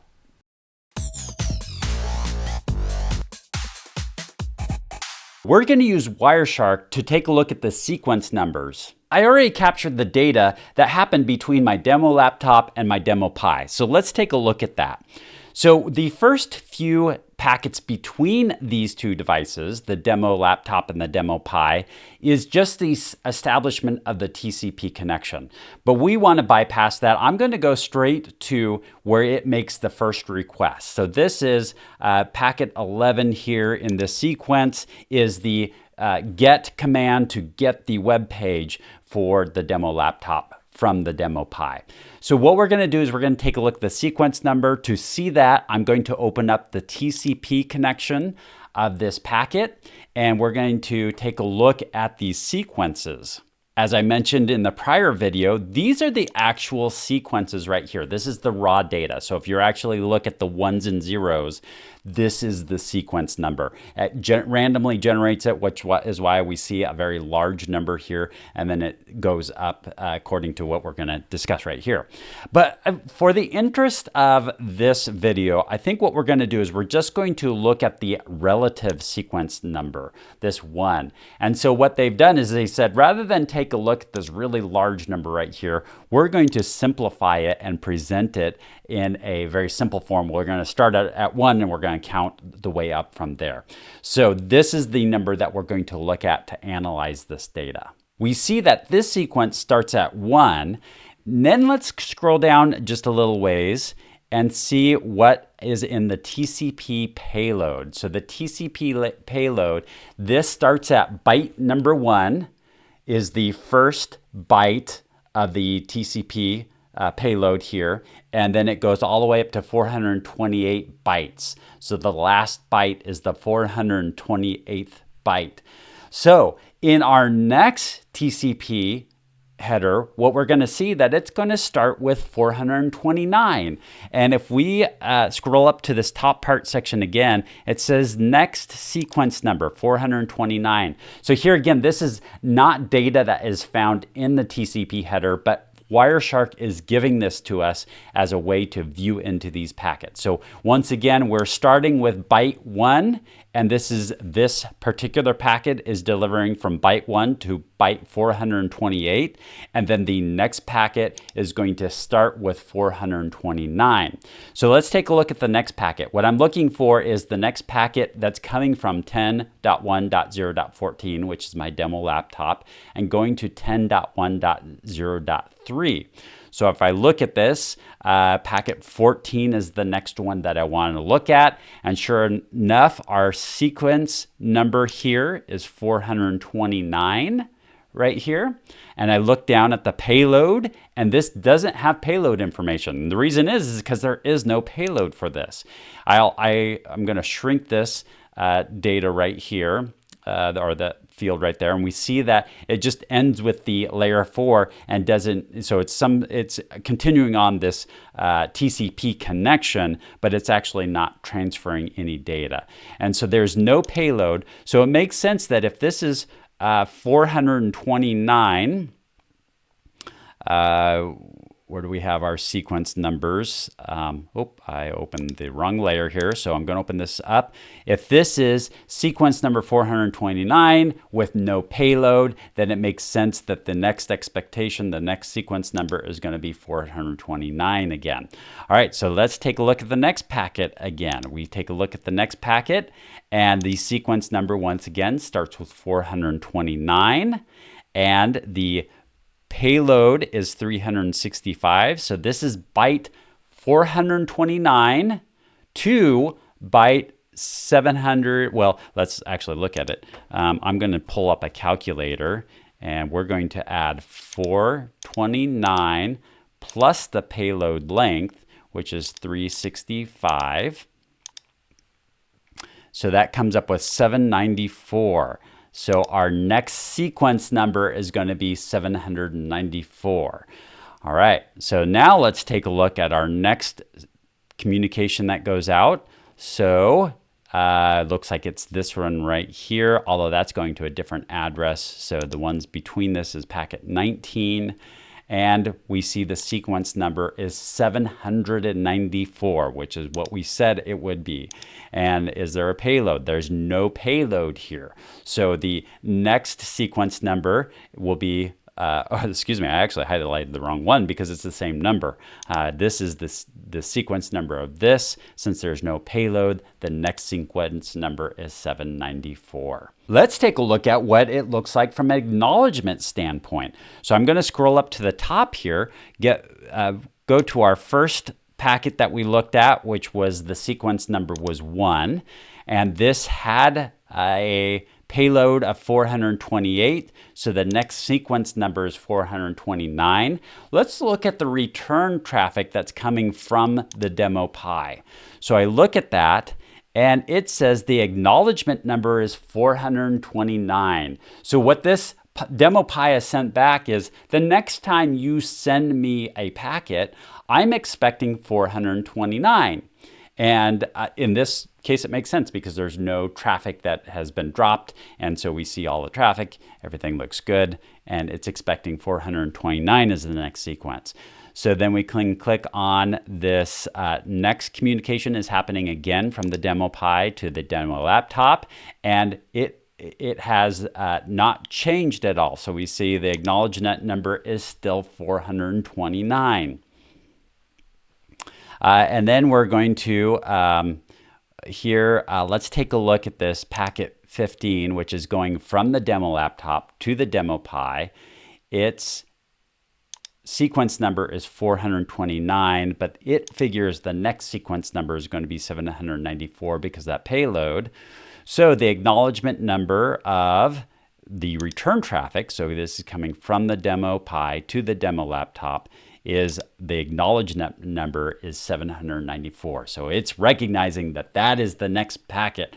So if this still said, in this case right here, if this, let's see, if the last number it had was 429, and so if this said the acknowledgement number of 429, it replied back with acknowledgement number of 429, then the other machine, the demo laptop, would realize that this packet didn't make it, that this packet didn't make it to that device.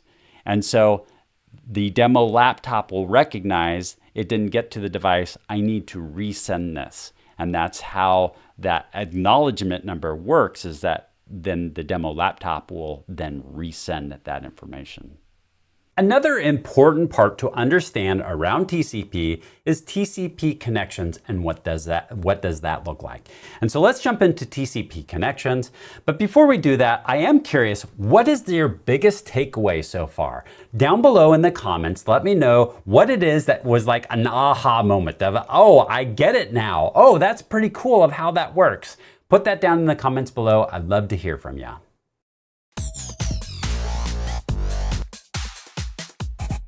So we've mentioned multiple times TCP establishes connections, but what does it exactly mean to establish connections? Let's take a look at that. In this module, we'll once again take a look at that TCP header, a brief overview since we covered it more in depth earlier. We'll take a look at the TCP connections and what those look like. We will talk about two specific aspects of this connection. We'll talk about the establishment of these connections, or the three-way handshake, and then we'll talk about the termination of these connections. So we'll talk about the whole life cycle of these connections that TCP makes. So some of the components that we're going to be talking about today from the TCP header is we'll talk about that acknowledgement flag, we'll talk about the SYN and the FIN flags, and then we will summarize what we've learned up until now, and we'll include the sequence number and the acknowledgement number to summarize what we've learned up till now. So with these TCP connections, we know that a client machine will reach out to a server machine and establish a connection. Once that connection is established, then there'll be lots of communication that will go back and forth between these two devices, so they can get data back and forth between these two devices. So this is, and then after the connection is done with, after all the data has been transferred and the connection is no longer needed, then it will terminate this connection between the two devices. So a TCP will start up a connection and a communication with this device, do the communicating, and then tear it back down afterwards. So TCP first establishes a connection before it starts transferring any major data back and forth. And so this layer 4, this connection that's established back and forth, we call that a three-way handshake. And the reason why we call it a three-way handshake is there's going to be three components to this. This is the PC. It's asking for a web page from this server. So it's going to send a message that, and we call that a SYN or SYN. Then that server is going to reply back, and that's a SYN-ACK. It's going to reply back with a SYN-ACK, and then that PC is going to acknowledge that or send an ACK back. So this is the three-way handshake that gets transferred back and forth to establish the connection. So let's take a little closer to this. When a PC sends this to the web server, it's going to say, hey, I want to communicate to you. Let's synchronize. And it does this by communicating this by having a synchronous in the one, there's a 1 bit in the synchronous flag. And then the acknowledgement flag is actually going to be 0 at this point, because this field, it doesn't really, there's nothing to acknowledge. So this field doesn't really matter at this point. And then it's going to come up with some random sequence as part of this. So what this synchronization is doing is it's synchronizing the sequence numbers. And so this PC needs to choose what number am I going to start out with. So let's say it starts out with 156,651 is what it starts out with. So 156,651 is what's the sequence number that's being sent to that web server. Nothing in the acknowledgement field, so we've got a 0 in the acknowledgement flag. All right, so we know that now that the web server is going to send a SYNAC back, which means there's a 1 in the synchronized column. Hey, yeah, let's synchronize. I agree with that. And then it's going to send a 1 in the acknowledgement column for 2 reasons. One is it's part of this process of acknowledgement, but really what it is it's saying that I now am going to utilize this acknowledgement number. And the acknowledgement number is what is the next segment that I'm expecting. And I'm expecting the next segment of 156,652. So 156,652. And then it'll also come up with its own sequence number. So it's going to say my sequence number that I'm going to use might be 1,657 is the sequence number. So it comes up with some random number, and that's what's being sent across to this side. This PC now sends, okay, I acknowledge this. I acknowledge this. So it puts actually a 0 in this SYN flag right here saying, hey, I'm acknowledging we are now synchronized. And for the acknowledgement number, it's the next byte that it's expecting. So 1658 is the next byte that it's accepting. And then it's going to be transmitting this. So its next sequence is 156,653. And so it's going to be sending 156,653 as its next sequence number. And now, at that point in time, both parties agreed we are going to communicate. We now have established what our sequence numbers are and can communicate the rest of the data. So once that the communication is established, it transfers bits back and forth. Those sequence numbers count up, acknowledgements happening along the way. So then at that point in time, it needs to tear that connection back down. So this is going to happen in a similar fashion. The communication that will happen is, first of all, this PC will send the web server a fin notification or a finish notification. So that is done by sending a 1 within the fin column right there. And then that machine is going to acknowledge that it's received that finish. And then the reverse is going to happen is that this machine will send and repeat, hey, yeah, I'm also finished. So I'm going to end this as well. And then this PC acknowledges that. So this is a 4-step process of going into finish, acknowledgement, and to terminate the connection between these two devices. Now, there is actually a 3-step process that can be done too. So that is an option that TCP sometimes will do, that 3-step process in terminating this. And so there is a couple processes, but just know at the end of this, then the session is terminated. Whew, that's a lot of information. So let's do a summary of what we're talking about here. We're talking about the connection and how it's established, how that connection establishment happens, how it is terminated, and the transfer in between. And we see some flags that are changing throughout this. We also see some sequence numbers and some acknowledgement numbers. So let's talk about this chart. It gets a little complicated, so let's break this down. Let's take a look at, first of all, this column right here is just the direction of traffic. What's coming from the PC going to the web server, and vice versa, what's coming from the web server to the PC. So the direction of the arrow signifies this. This column, the second column, is the data payload of it. Then we have the sequence number, the acknowledgement numbers, and then we've got the flags right here. So when we start out with this communication, we know that the PC is going to, first of all, ask, hey, I want to download the web page. So I want to establish a connection with you. So that's what this first segment that's being sent across is to establish that connection. We know there's nothing to acknowledge at this point, so the acknowledgement field is turned off. That's why this is the only one that we see a 0 on there, because we don't need the acknowledgement field. And then we set up the acknowledgement field later on. Just a slight note here is that this first 3 starts the establishment of the communication.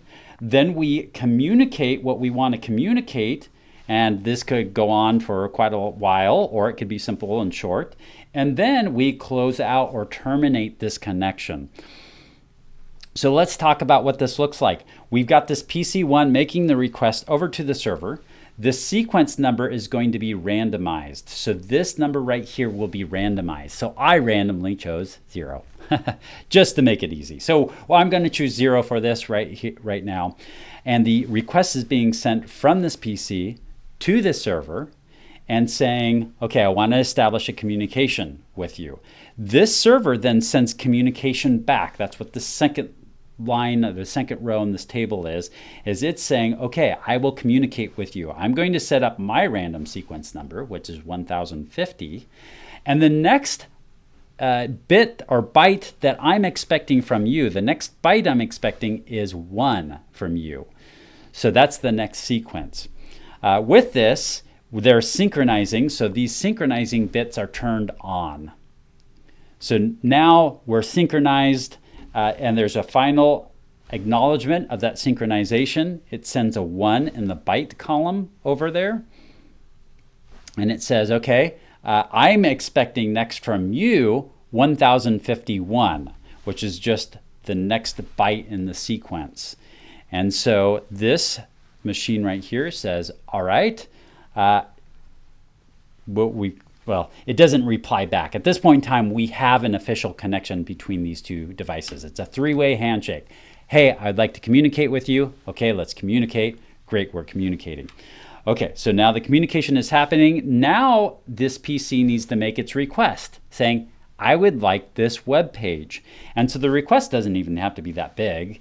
It could be a pretty small request. So I just represented this by 100 bytes right here.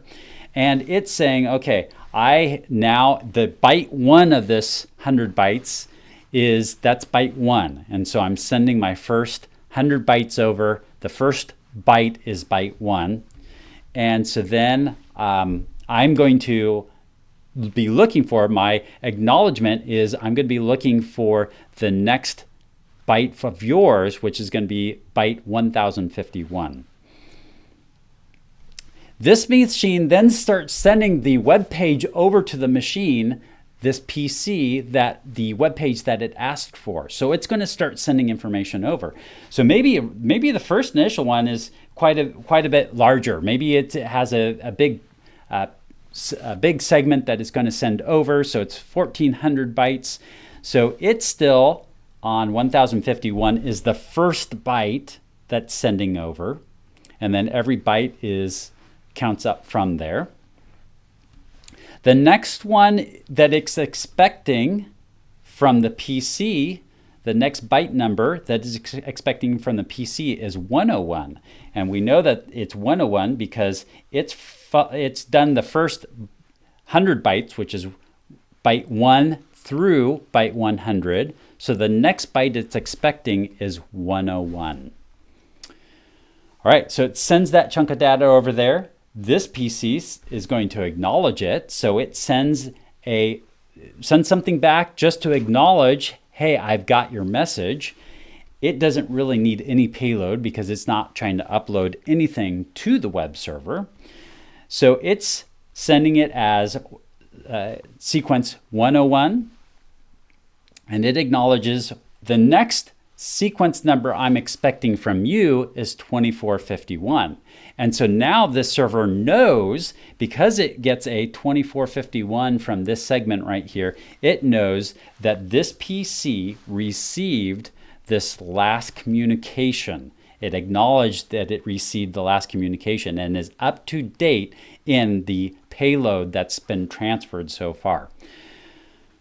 So now this web server is ready to send the next set of data, the next payload. So in this case right here, we just are saying that it's going to send 200 in this case, but it labels the first byte of that as 2451 and says the next byte that I'm expecting from you is 101. It's still 101 because you didn't send anything the last time. It was just an acknowledgement. You didn't send anything in your payload. So if you're going to send something more to me, then the next one I'm going to expect is 101.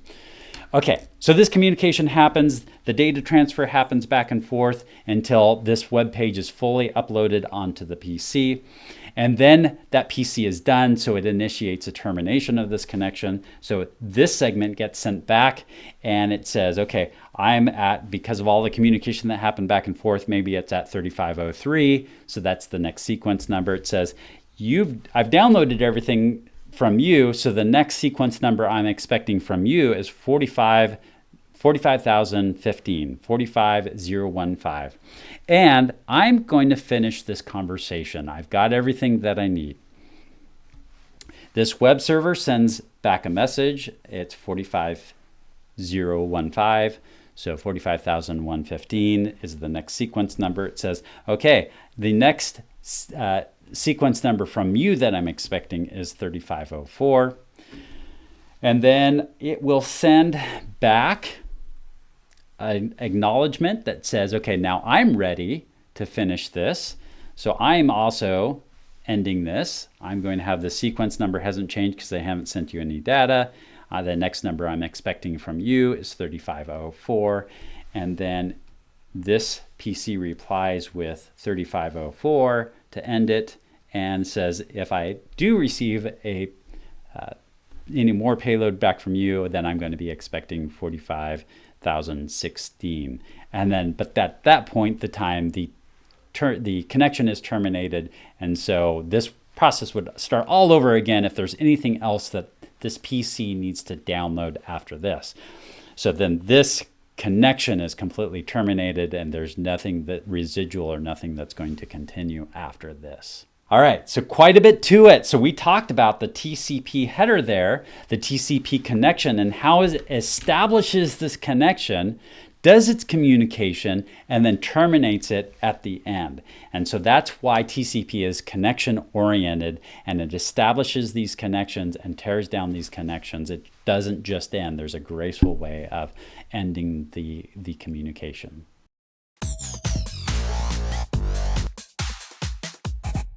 In this video, we're going to take a look at the TCP connection, specifically the TCP connection establishment and then the termination of that TCP connection.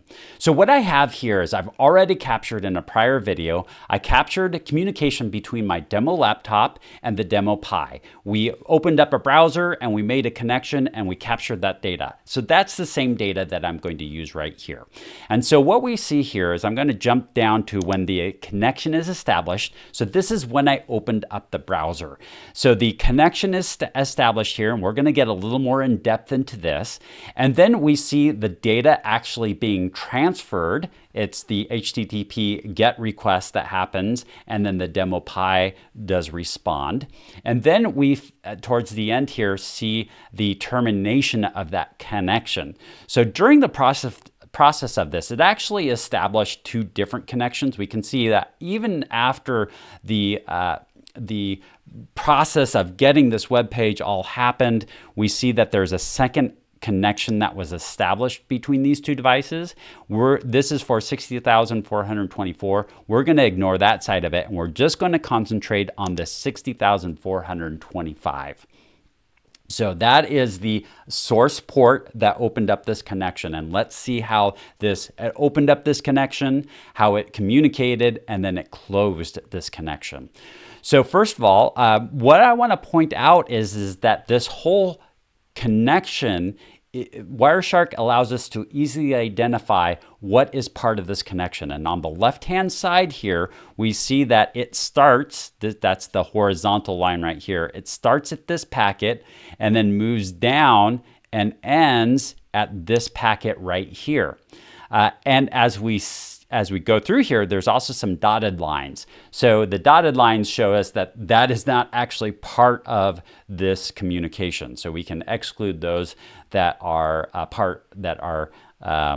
not a part of this communication. So we're just going to look at this 60,425. So the first thing that's sent to establish the connection is we see this synchronous bit turned on, or the SYN bit turned on, the sync bit turned on.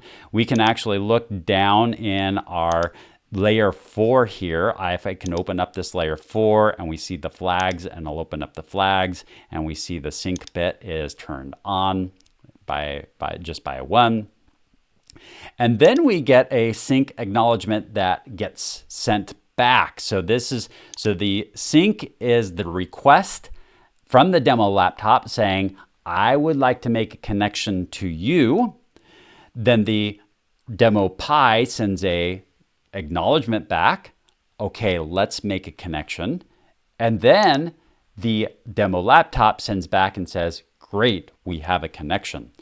So, and with this is just know that what happens with the sync, one of the reasons why the acknowledgement is not turned on is because the field that is the acknowledgement number is 0. It's not relevant at this point in time. There's nothing to acknowledge back. And so that's the reason why the acknowledgement field is not turned on.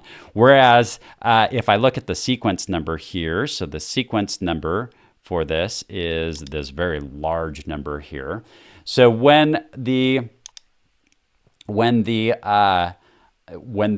demo Pi does reply back, it actually knows what is the next expected sequence number. So it has the next expected sequence number, or the acknowledgement number, specified in here. So that is the reason why that flag then is turned on. And I can open this up and I can see that the acknowledgement flag is turned on. And that's because this acknowledgement number is relevant at this point in time. So there's the three-way handshake. The demo laptop says, I would like to make a connection with you. The demo Pi says, let's make a connection. I'm acknowledging this by having an acknowledgement number of what is the next expected sequence number. And then the demo laptop says, great, we have a connection. Here is the next sequence number I'm expecting from you then. All right, then we see the actual data transfer. We have the web page that's requested, and it's requested on this same port. If we can scroll through here, 60,425, so it's the same port. This communication happens back and forth. And then after this is fulfilled, after the demo Pi says, okay, I've fulfilled my part of this bargain, it actually closes out. I'm going to scroll down. It actually closes the connection at this point and sends a FIN acknowledgement. And so the FIN bit is turned on. And so that is the demo Pi saying, all right, I'm closing this out. And the demo laptop says, great, I acknowledge that you've fulfilled your part of the bargain here. Now, the connection is actually opened, it stays open at this point. It stays open just in case there's any other communication that needs to happen, any other requests that need to happen. So there is some sort of time in which this connection will stay open. And then what happened next is I closed the browser. And when the browser closed, the laptop realizes, the demo laptop realizes, no, I'm not going to make any more requests because that browser is not even open. So now I need to terminate this part of the conversation as well. So at this point in time, the demo laptop makes a request to finish and acknowledge this port is being closed, this connection is being closed, and then the demo Pi then acknowledges that connection is being closed. So there's two parts to this, and it ends up being a back and forth of 4 different packets that transfer back and forth to disconnect or to terminate this connection right here. So there you have it. So there is the connection establishment, the communication that happens back and forth, the actual request, and then the termination of this connection. Next up is TCP congestion and flow control. You see, we could just send a bunch of data down the pipeline, make it just flow into the internet. And then it would pile up on there, kind of like gridlock, like when there's too much traffic on the freeways, it just compounds it and makes it so much worse. The same thing is true for our digital pipelines. And that creates a lot of problems. So we need some ways to control the flow into the internet, control the flow between our links, control the flow between devices. And it happens on multiple layers, but one of the layers this happens at is this layer 4. TCP has some mechanisms that allow us to control the pipe, control the flow. So let's get into TCP congestion and flow control. I do want to give one shout out that we've covered a ton of information. It's pretty cool information on how it operates. And one thing I want to say is, it's one thing for it to click in our brains. It's a whole nother thing to solidify that information. And the way we solidify is we interact with this content even more at a greater level. We do activities, we do labs. And so my whole TechnoSurge IT Career Launch program does exactly that. It will help you solidify the information by interacting with this much more. We pull out wireshark and we start digging into the packets and we start doing much more at a greater level. So make sure you click the link down below in the description and sign up for that TechnoSurge IT Career Launch program if you want to start your journey on being successful in launching your IT career, getting that next job, and being successful in your IT career.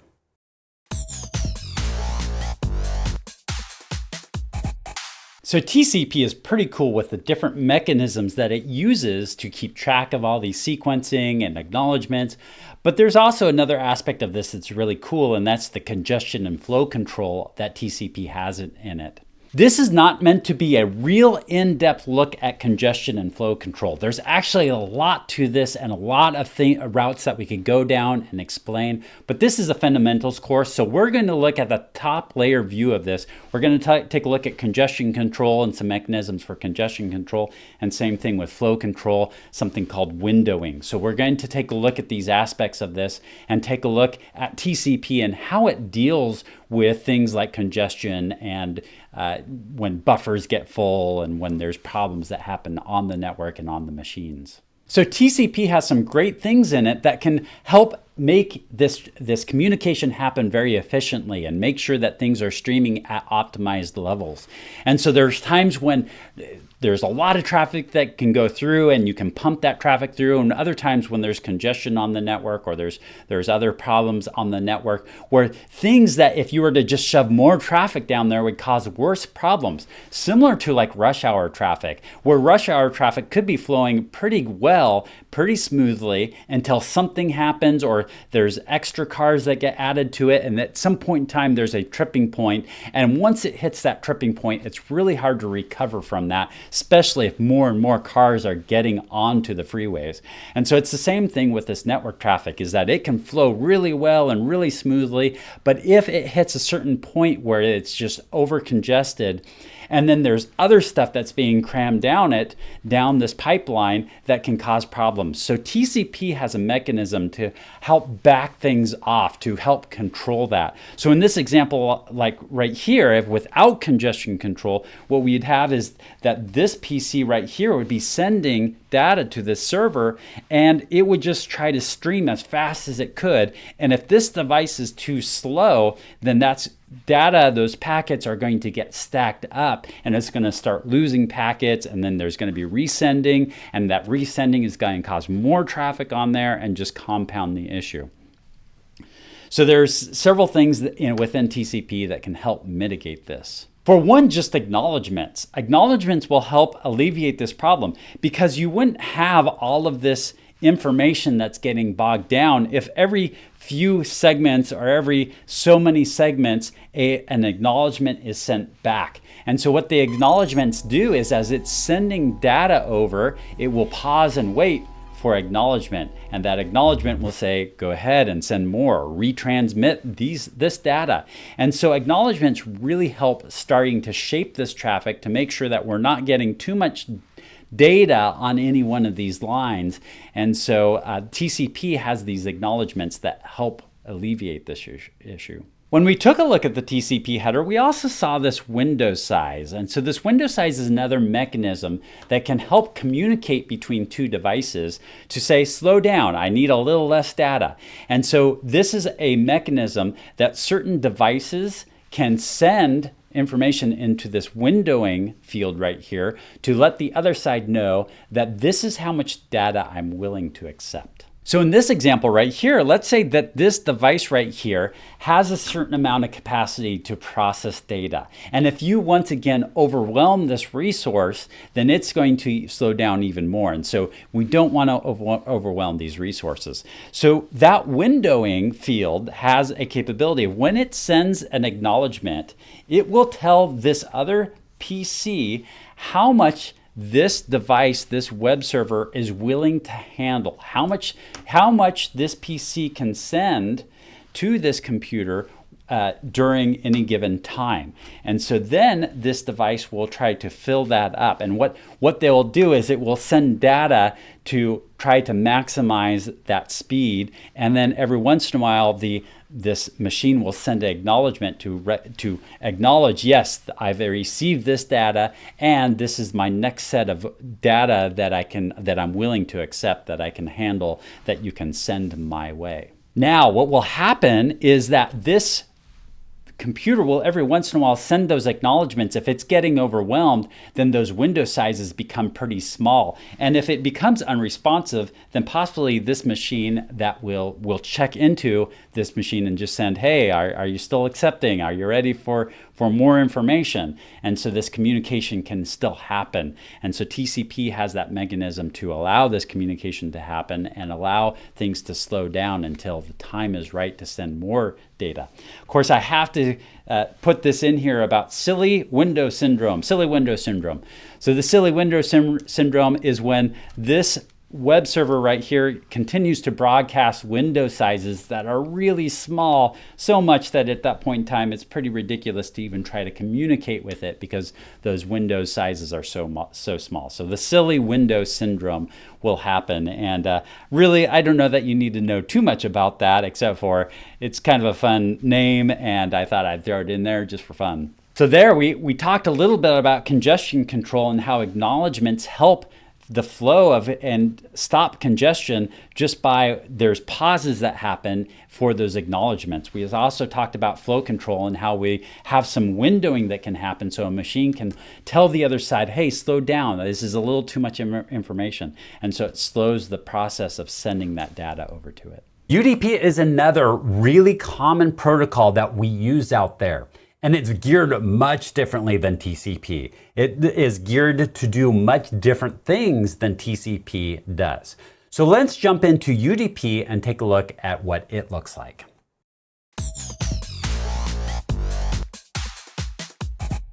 All right, next up, let's talk about UDP.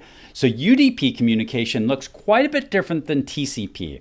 And so UDP, as we saw before, has some certain advantages to it. So let's talk about those advantages and let's talk about a couple things around UDP. So what we'll be talking about is, first of all, the differences between TCP and UDP and what the differences are between those, some of the weaknesses and the strengths with UDP, some protocols that are associated with UDP, and then we'll wrap this up with taking a look at the UDP header. And this will be a pretty quick one that we'll go through because UDP is actually pretty simplistic. It's not as exciting and doesn't have as many components that TCP has, but it is associated with a lot of cool protocols. So that in itself is kind of cool about UDP, but it doesn't have as much interesting components that are happening within UDP. Okay, we saw where TCP was associated with reliability versus UDP is all about speed and getting that data over there in a timely manner. For that reason, we have a smaller header that's within this. We do not resend data. We do not sequence data. So if there is going to be any kind of sequencing, it's got to be upper layer protocol. Otherwise, it just doesn't matter what order that data comes in. And it's connectionless. So with TCP, we talk about how it established a connection. So these connections were established before communication happens. So some examples of UDP, or what protocols use UDP, are things like voice over IP and video conferencing, with both use the advantages of UDP to get data to its destination in a timely manner. So one of the things about UDP that's its strength is to send or stream that data across to it. So here our example is we've got these little tiny segments that we're sending over. So before, if you remember, that my segments or packets were represented by bigger labels here, but these are going to be really small as it gets sent over, and it's going to be just a continuous stream. Usually, it'll be a continuous stream. Like if you're talking about voice over IP, then it'll just continually send the things out. Now, if that device were to hold on to that data till it became a bigger chunk and then send it over in these bigger chunks, then the person on the other side of the line would get these huge chunks, and the voice either would be kind of garbled or it would be delayed. There could be significant delays between the two sides of the conversation. So it wouldn't be ideal. So that's why voice over IP and video conferencing will use these UDP frames or these UDP segments, and so that it can stream that audio or stream that video across to the other side. Now, because of this, it doesn't keep track of things like drop packets. Usually it doesn't really matter with UDP packets, whether it gets to the other side or not. And so if a packet gets dropped, it doesn't do any kind of retransmission. The other thing is there's no sequencing involved into this. So when it gets to the other side, it's just going to play back the data in the sequence it was given. And so if there is some bad delays or something, that's when you're talking on the phone, if it's voice over IP, and you get some garbled sounds to it, or you see some artifacts that are happening if you're watching a TV, or you're streaming some video or YouTube, and you've got some really bad connection, then you'll start seeing some artifacts and some blocks that come up, and that's because it's not getting enough data, not enough data is streaming across there. So, there are times when you still want some reliability, or you still want some packets or some frames to be resent, some packets to be resent, some segments to be resent. And so in those scenarios where you want some sort of reliability, but you want to use UDP, then possibly you use some sort of upper layer protocol to help mitigate that issue. But for the most part, UDP is not responsible for any kind of that. It doesn't establish a connection, it doesn't have sequencing, and it doesn't have any kind of mechanism to resend lost data. There are some examples that use this. Some protocols that use this would be Simple Network Management Protocol, TFTP or Trivial File Transfer Protocol, Voice over IP, or something like the Network Time Protocol. These are some protocols that all utilize UDP for their protocols. So once again, as I mentioned, UDP headers are pretty basic. There's not a whole lot to it. Remember, each one of these is a bit, and 8 of those is a byte. So we've got 32 bits across here. And we see that we still need a source and a destination port, and those operate just the same as they would with a TCP header. We have the length of the data that's involved in here, or the total length of this segment. So that's important information. And then we have the checksum, so that way we can make sure when it gets to the other side that it is in truly accurate information and nothing has been altered along the way. So that was quick and dirty. We ran through it. That's TCP and UDP. We talked about some of the strengths and weaknesses that UDP has. We talked about some of the protocols that are associated with it. And then we took a look at the UDP header. So that's UDP in a nutshell. A lot of fascinating things happening at this layer 4, especially when it comes to TCP and how TCP works. I explain this all in my TechnoSurge IT Career Launch Program, but not only that, have activities and labs to help solidify the information. So if you're ready for that level of success, make sure you click the link down below and sign up for that TechnoSurge IT Career Launch Program.